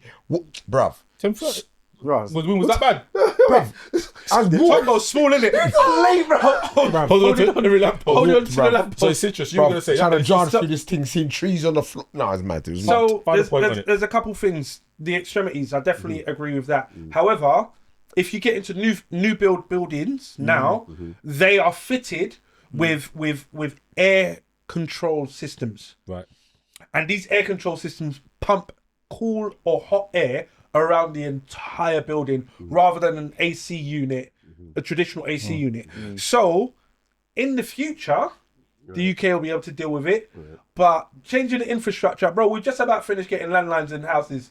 Do you get what I mean? So, we just got to take it one Oh, step. now 5G's not working properly. Oh, now, bro. 5G Oh, don't now. work When I really. work in certain places, I'm like, 3G? What's going on here? 3G. So, yeah. That's the E, not even just the E. Just a quick one then. So has anyone got any tips for surviving the heat? So, yeah, I got a couple things, One, right? just one. No, Rain, I got about No, four. because we got time. Wait, I got No, four. no. All right, let me get three then. You got two. So the old man them out there, nipples and belly button out when they're driving. It's fine. That no one cares about that. Wow, You're allowed. yes. It's okay. Next. It's okay. Yeah, The next thing. Take a rag. Donnie's got a rag. I'll show him with a rag. Right. Take a few of them. Ready. Put it in water. Make sure it's wet. Stick some in the freezer. Couple in the fridge. When you leave out, take it with you. All of a sudden, you got AC in your pocket. But you get a wet patch. And a wet patch. Wet pack, it's hot. It's hot. Tongo. Walk with one of them portable fans and always be hydrated. Right. I got Buddy. no tips. No tips. No tips. Look, Donnie's got his thing, you know. See that? You see it? Alright, Well, so what would be your tip, Donnie? Oh, is that the one that you press the button and it gets cold on the front? Yeah, the men got act like they got perimenopause. Walk with this thing. I like that one. I'm not gonna lie. They got to walk with one of these, bro. That's what I said. Walk with a portable fan, dread. Walk with a portable fan. Alright. And just stay hydrated. Just stay hydrated. Wiley. Get yourself a ninja slushy. That's Get a yourself a slushy. ninja Wait. slushy. How does that help you at work? It's not about being at work. I'm talking about with the weather. Get yourself. Google a ninja slushy. No, just we do no, it. no, but what? Look, we spoke about this before the meeting. No. We're We need promoting them. sponsorship for that. I need to get beat out. Wiley, no. What Ninja does a slushy. ninja Right, slushy? A What ninja is that? slushy, you can put any sorts of drinks into it, and it will do it in 20 minutes. It will make you a slushy of that drink. Wait. whatever it So is. let me get this right. Okay. I got some rum. Yes. I got some orange juice. Yes. I pour it in the thing. 20 minutes. I went to my brethren's mum's birthday last week, and they had one there, and I said, I'm getting one of those. Mad thing, yeah. I'm getting one of those. I saw it. You know what? We're gonna have an Amazon link. Someone has to learn how to do that. We need to do thing. that. No, We Amazon need needs to get someone to shout sponsored. us. Someone to shout us to get it on real. there, and then we can test it. Actually, let's I'm gonna shout me. I'm gonna shout. Ninja, I hope you're watching. My tip, scientifically proven: run cold water on your wrist. For some reason, the temperature when you put it there, it reduces your body temperature. Not by much, but enough for you to feel cool for about 2 to 3 minutes. So try it. And then hot again. So if you give me there every 2 minutes. That's my thing. Of course, you're gonna get hot So again. did you walk with a bottle of water and just pour it in your You can do it if you want to. Or just go to you imagine- McDonald's and No, eat another though. Right, I was nearly with you, you know. I literally was there and they said, how long does it last? 30 seconds. What, the time that I put the thing on my... By the time you I've put got again. you screw the thing back on. So you was nearly with me, but when he said belly and nipples out, you was alright with that. But It's all right. that was done. Alright, safe. Do you know what? Because that's what he does. However, Alright. it's that time. Good evening, Don E. Can you please share your name? Don E. This is Empty the Clip. You have 90 seconds to answer the questions. They are quick fire questions. Do not think about it. Do not hesitate. Do not pause. Okay. Time to go. Okay. Tongo, do you have 90 seconds on the clock? Bear with me, sorry. Oh, take your time. I will, don't worry. No, I'm joking, sorry. Yeah, we're ready to go. Okay, Don E, your time starts now. Fame or freedom? Freedom. Marvin Gaye or Stevie Wonder? Stevie. At the airport, lose your phone or lose your passport? Lose his phone. One top 10 hit or 30-year long career? 30-year long career. Brixton in the 90s or London Today? Brixton in the 90s. Doris Day or Beverly Knight? Beverly Knight. Shatterproof or Unbreakable? Unbreakable. Slow Jam or Motown? Slow Jam. Sing or play an instrument? Sing. Genius or Gentleman? Gentleman. Nike or Reebok? Nike. Omar or Julia Giscombe? Quick fire. Junior. Radio success or cult legend? Cult legend. Sunday roast, Caribbean dinner. Caribbean dinner. Crowd singing or crowd listening? Crowd singing. One perfect song or one perfect album? Perfect album. Quincy Jones or Teddy Riley? Quincy. Vinyl or streaming? Vinyl. Grammy or mobile? Grammy. Soul Train or Lovers Rock? Soul Train. Bring back CDs or keep Spotify? Bring back CDs. British Collective or solo career? Solo career. The crowd singing every lyric or standing in awe?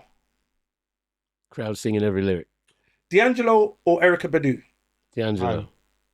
Okay, so this is your time. I'm going to give you one more question. Mm-hmm. Own your own masters or own your own publishing? Only masters. Don E, this has been your Empty the Clip. Gents, can we get a round of applause, please? Nice one. Okay. Yes, so we've emptied the clip. Shouts out to Donny. Very big answers there. Controversial answers, I'm sure. I'm not gonna label on them. Yeah. I'm not gonna label on them because it's gonna get a lot more controversial. Oh, is it? Yeah, Okay. a lot more controversial. Well, so, all right.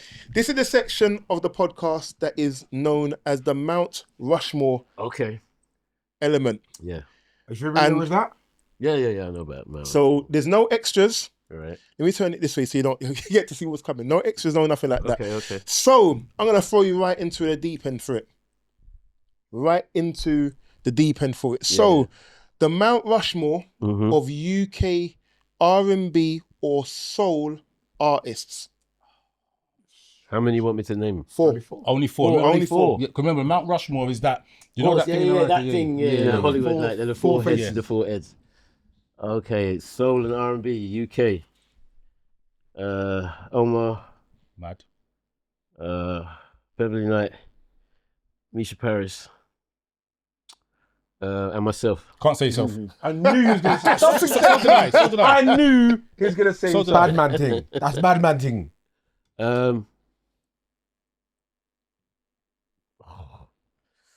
Carl McIntosh. Ooh. Just for those who don't know, I mean, I know, and I'm sure most of us do know, but for those who don't know, who is Carl McIntosh? What is his history? Carl McIntosh is the lead singer of Loose Ends. If you know about hanging on a string, Don't You Ever Try to Change Me.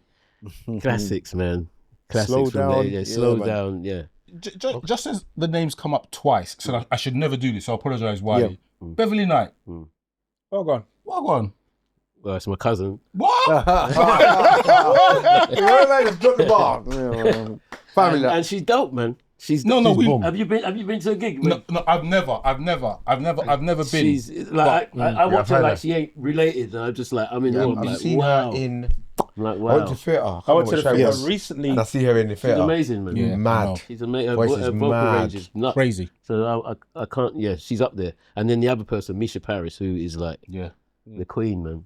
Yeah. I'm sorry, Wiley. One around the room. Buddy. I mean, you gave it to the worst. What's this for? The English? That's right. What, none of that. He's already named. Any you want to choose? Anyone you want to say? I got one. So have I. I actually haven't got one. Okay, Sure. I've Tongo. got loads, but I can't I'm name not them. sure if he's classed as a soul singer, but I'm thinking Don Campbell. No, it's reggae. But he's reggae, isn't he? That's what I thought. If it's not him, then Omar. Definitely Omar. For Okay. me. So I'm gonna just say Sade. Yeah, Sade. Did I get 2 claps from Chris? All of a sudden, my like mic that. is Yeah, big. you like that. You know what I mean? He like that one. He like that one. Sade, that's dope. Yeah. yeah. Yeah, I would say like, remember, I've got 4, so I would put Omar on there or yourself, not just because you're sat here, but if I was gonna go with one, it would be Omar, and then obviously I could populate the other 3. So yeah. Okay. So What about you, Andy? Don't try to get stick. I'd go with Beverly Knight. I was thinking Beverly Knight. I know Beverly Knight. So if I was going to go for anyone, I'd go for Beverly. I'll probably have to go for Omar, you know. I would have to go for Omar. Obviously, we've got others you can put on there. But Yeah, for yeah. me, There's loads more. I think he changed the game when he came in. And he wasn't even, remember, he wasn't even the main person. He was like, the stuff he was doing in the backgrounds. Yeah, definitely. Next one. So since we've done the UK, Mount Rushmore of worldwide R&B artists. Yeah. Oh gosh, the whole that ever lived. One hammer, one chisel. So wait, is it R&B or Soul? Like the first question, or just R&B? Yeah, you can make it like that if you want. Okay. Gosh, man, Marvin Gaye, Al Green, Stevie Wonder. It's hard. There's so much people to name.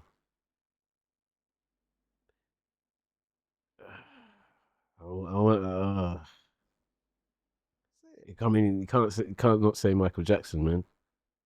Okay. You could, but all right. No, you can't. Yeah. All right. So around the room then. Yes, one each. I'm going to try and avoid Michael Jackson. I'd have gone with, but you didn't even say Luther. Bloody I was hell. Why not say That's you, Luther? Tongo. But it depends Whitney on Houston. Whitney Houston. Okay. Just because my mountain's going to be different, I'm going to say Benny King. Okay. Benny King. You got to be old to know about that. Rain? Yeah. Nina Simone. Nina Simone. Oh, wow. I know you like her. Yeah, I know you Nina mention her. Simone. You always mention I'm her when you going to can. go with Michael. I have to go with Michael. Yeah, I was trying to not do the same. Yeah. I'm trying not to, It's but hard not to yeah, have him in the of course. conversation, man. He's like, Right. he's Go, at the top of keep the it tree. rolling. innit? Next Michael's one. my Yeah. favourite. So. He's top of the tree. Well, you mentioned. Well, I'm gonna make this one because you mentioned Benny King, and he may well be on there. Mount Rushmore of rare groove songs. Oh, Songs. Rare groove. Rare songs. groove. Man said songs. Songs groove. or Father artists. Jesus. You know what? You mean the songs or the artists? I'll make it a bit wide. You can even say songs or artists. Songs or artists. Yeah. Okay. Rare Yeah, groove. Rare Crazy. Groove. That's Leroy Hudson, Leon Ware, Dexter Wansel. Did that man say it was too hard in the background? Yeah, It it's is too hard. hard. It is difficult. It is difficult. Of Rare Grooves. Rare Grooves. That's hard. Barry White. Okay. Barry White. Bad man. I would say, I don't know, Starview, but for the Yeah. song Body Yes. Fusion. Starview. Like, Yes. that is- Yeah. It's yeah, like the intro. That's it. That's a mad. That is definitely up there. Is that? Yeah. Hey, baby. Yeah. You go. Please refrain from singing around the He singer. can't get a Grammy. Yeah, please refrain from singing around the singer. Tell that to yourself, bro. I don't care. Shouts out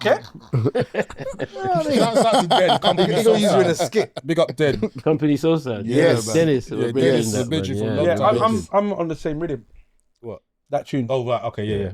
I can't even think of a rare groove song. I have to Rare You Groove. should have just jumped on my thing. Yeah, that sounds like the best option. But to be fair. You man are just old. All of you. No. Yes. No. You are just old. Okay, so go No, on. it's fine. It's fine. No, I'm going to address it. It's that's Go on the then, young man. discriminatory. What it is, we are educated in music. If you're not, I'll go with that. Yeah. So go on back. Well, I said I'm not in it. okay. let me bring Chris in quickly. Rare Groove. Give me one. And you know what? We're gonna say I'll say it. yes. Don Blackman. You see? I love it. Okay. Black. Yeah. I'm gonna say Matt Covington. We got one. Mad. That's a Mad. big tune. That's Mad. a big tune. Okay. So, one more that we have is the Mount Rushmore of UK songs. Actual songs. Any genre?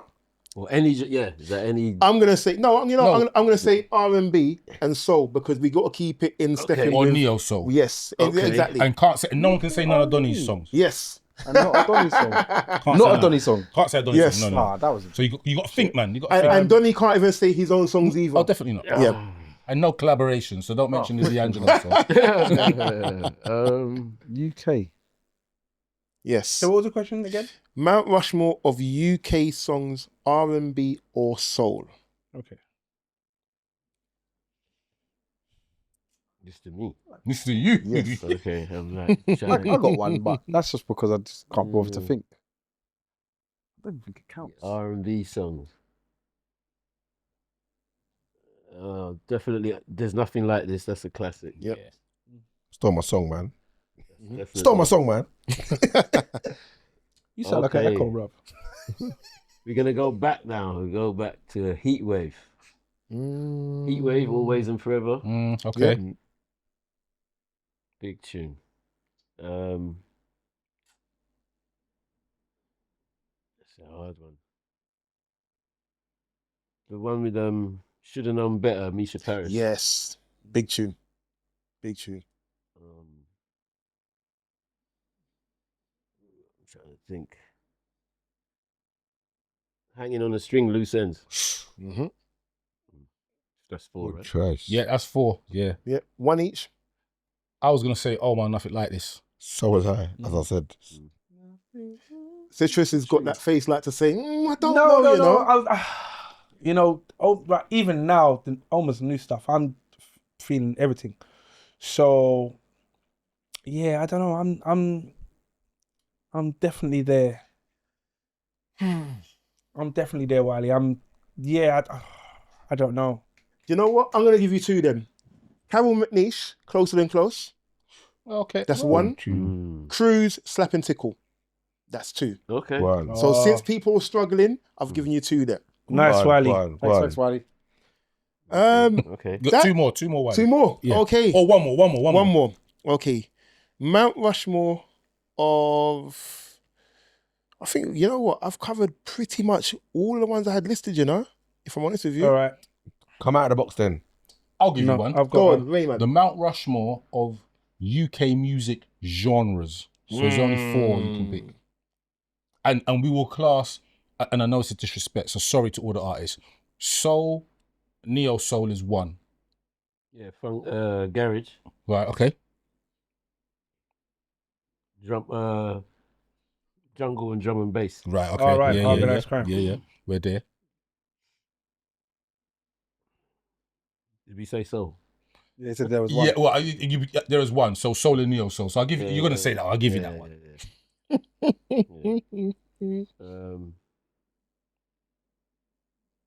And there've been some good pop tunes as well, like from Pop.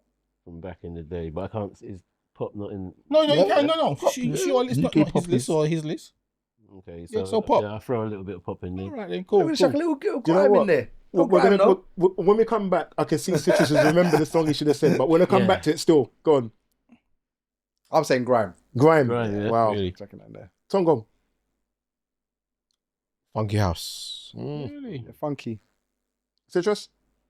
Scar. Wow. Jungle. He's always going jungle. Yeah, of course. Yourself? Mine would be Lovers Rock.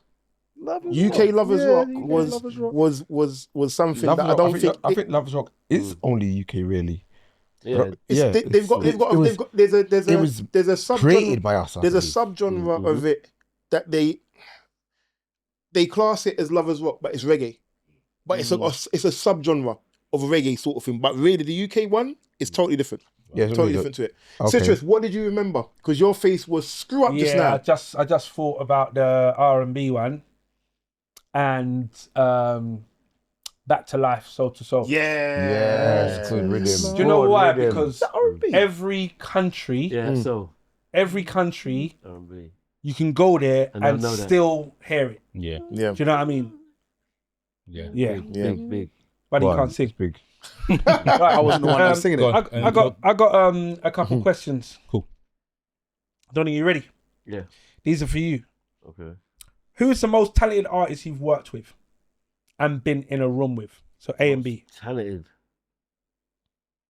There's a few. D'Angelo. D'Angelo was dope. So that's the most you've been in a room with, or who you've worked with? Who I've worked with, D'Angelo. Who else is super talented? Man, there's so many of them. It's kind of hard to pick two.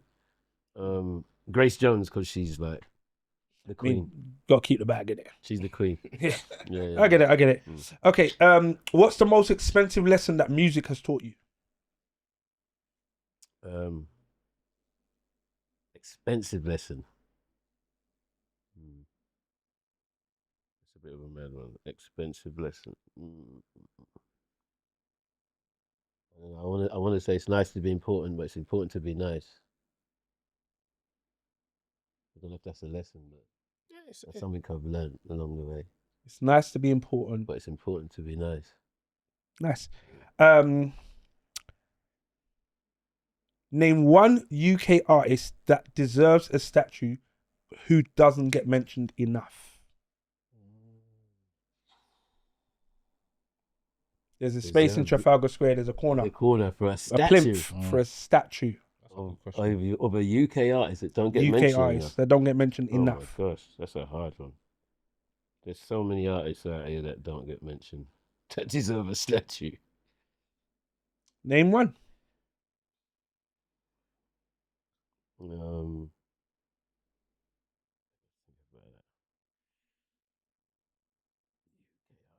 Hey, cousin. Yeah,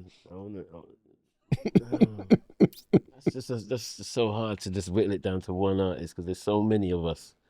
I say us that need a statue. Should have a statue. Can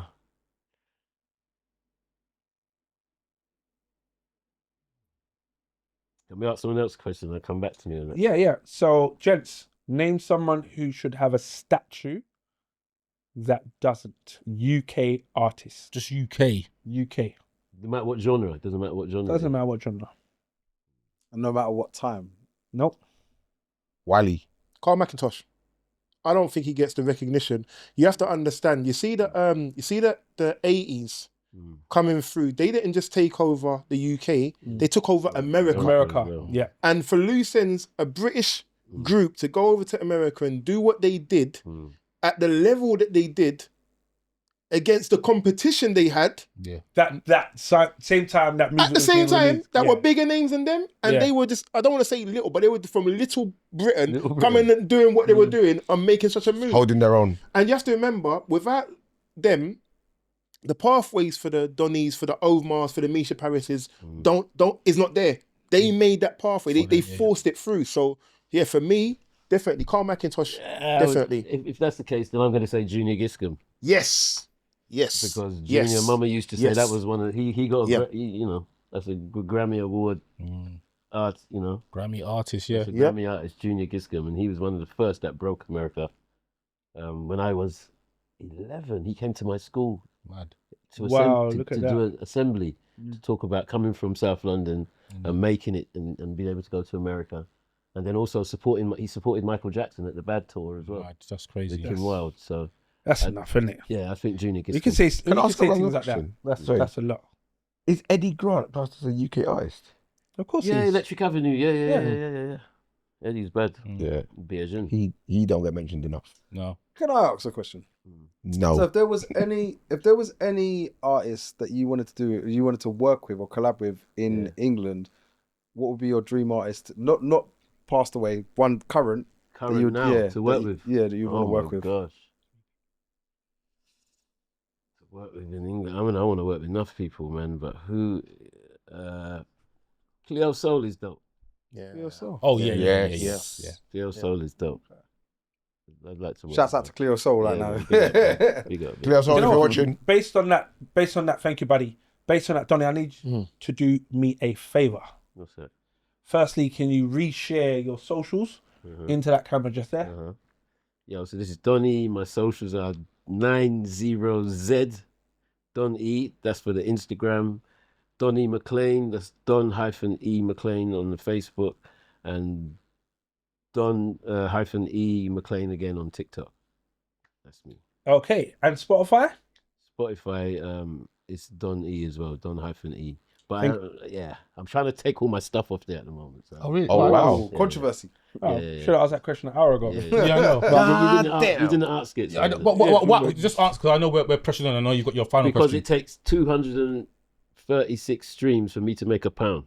Wow. Wow. 230. 236 Yeah. to make £1. £1. The cup got Slam this cup down, you know that. now the drinker's just gone off. You know, just like, gone so off. it don't make no sense to me, really. And it's so follow-on question. So when, for example, Unbreakable came out as a single, what was the ratio split then? The ratio. Yeah, How many radio plays? Well, no, it wasn't even radio plays, because you'd put the music would go into the shop. Yeah. It would be bought for, I can't remember what Oh, singles right. were. I'd probably be getting 20 pence off, or 30 pence off every record or something. Right, okay. Right. It just makes more sense now if you're an independent artist to set up your website, And put it set out up your shop, and have your people come to your website. Yeah. And Yeah, well, I want to listen to your music like now. I want to listen On to the it right. easy- on yeah, the easiest way. access. Yeah, I got a Spotify. I paid for my Spotify to play it to. No. My missus was the one who introduced me to Spotify. When I saw that she could listen to 100 different artists and only pay this little fee per month. So from that point of view, And I was like, right, I said, that side is really great, but it's killing us, man. You know what I mean? It's killing the artist. It's killing the artist. Which is an angle we could have gone Yeah, about an hour ago. yeah. But we worked on that. Spotify kills the artist. Okay, so just final question from myself is, if you look into that camera once more, I'd like you to invite 3 people down to the MT podcast. Stare into the camera and invite those 3 people to the MT podcast. To the empty pub. Yeah, come here. Oh, to come here. Yeah. Invite 3 people to come here, I think. Well, Omar, you should come down here. Yeah, to the MC. Hear that here first. Beverly Knight. Yeah, Beverly You need to would be come good. down here to the MC podcast. This would be dope, man. And I'm our guy Junior, man. I can't leave Junior, yeah. Junior Giscombe, you got to come down here. And Carl McIntosh, get your ass down. 4 of them. Yeah, Just one. Send them all. Yeah, man. Bonus round. So thank you very much from myself, Rain Man. No, look, we're done. I'm just saying, look, like when Jay said, "Rah," because what it is, Jay's always spoken about you because I've known Jay a long time. We went to school together. I was explaining to Chris, Right. and he's always said, Donny, and I'm like, yeah, okay, like you know someone famous. What are you telling me for? I'm not getting into any shows. But when he said, "Rah," like I see you lot are doing the podcast thing. I think you should get him on. I'm like, what? So can you make it happen? Right. And he's like, yeah, of course. And then, because I thought it was going to be long, because I'm thinking artist type, famous, and I'm just Fixing his microphone. You know what I mean? I'm just so surprised at how down to earth you. Yeah, of course I'll do it. Like I'm coming from where I come from. I'm gonna do it. Like just the maximum respect, because like there's Definitely. the thing is I don't see you on platforms doing this. Yeah, You no, know this is what I the first. first podcast I've ever done. So done. First podcast I've ever done. So, Exclusive. thank you for having me. Do you want to Oh, play, thank do you want to play a thank rating? you, thank you. Huh? Do you want to play a rating? He doesn't do football. Oh, yeah, you don't do football. Yeah, you have to change it. Yeah. But yeah, no, from us, like, thank Yeah. you very much for giving us the time. Like 2 hours, of education, Knowledge. insight, you know what I mean? Knowledge, like, and I you. just appreciate it. So thank you for I coming hope you down. had fun as well, man. Yeah, it was great, man. Yeah. It's like I said, it's my first podcast. I didn't know what to expect. Right, okay. My missus was like, "You going to your third podcast? Your first podcast, babe?" I was like, Wait, let me ask That you a made me question. nervous and So stuff. something's telling me you're not following us online. Like, I am what? following you now.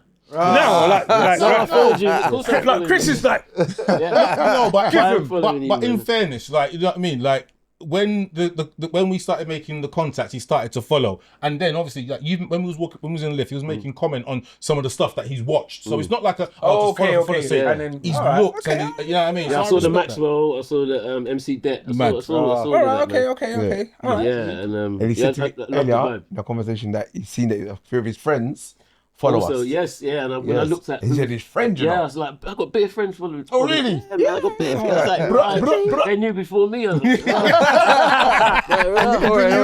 You know what I mean? It's fine. It's fine. So, no, I'm honoured. Yeah, no, be but here. thank no, you. we're So, honoured, so man, what, we're what, honoured, what, man, what we say is like we would love to get you back. So like maybe in like a, I don't know what the time scale is, but maybe after the project that you've got, yeah, maybe after that we can talk to you about it.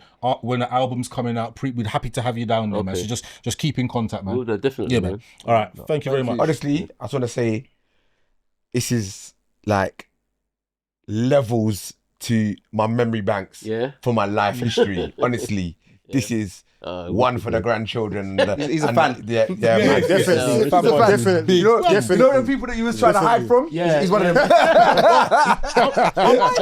You know what? All jokes aside, I'm surprised Wiley, because what it is, when I mentioned this first, I mentioned it to Wiley, and he's like, no way. He's like, I bought the single, so I thought you was gonna come with a record. Yeah, listen. Because you could have got it signed. The record box is in my mum's house. Right.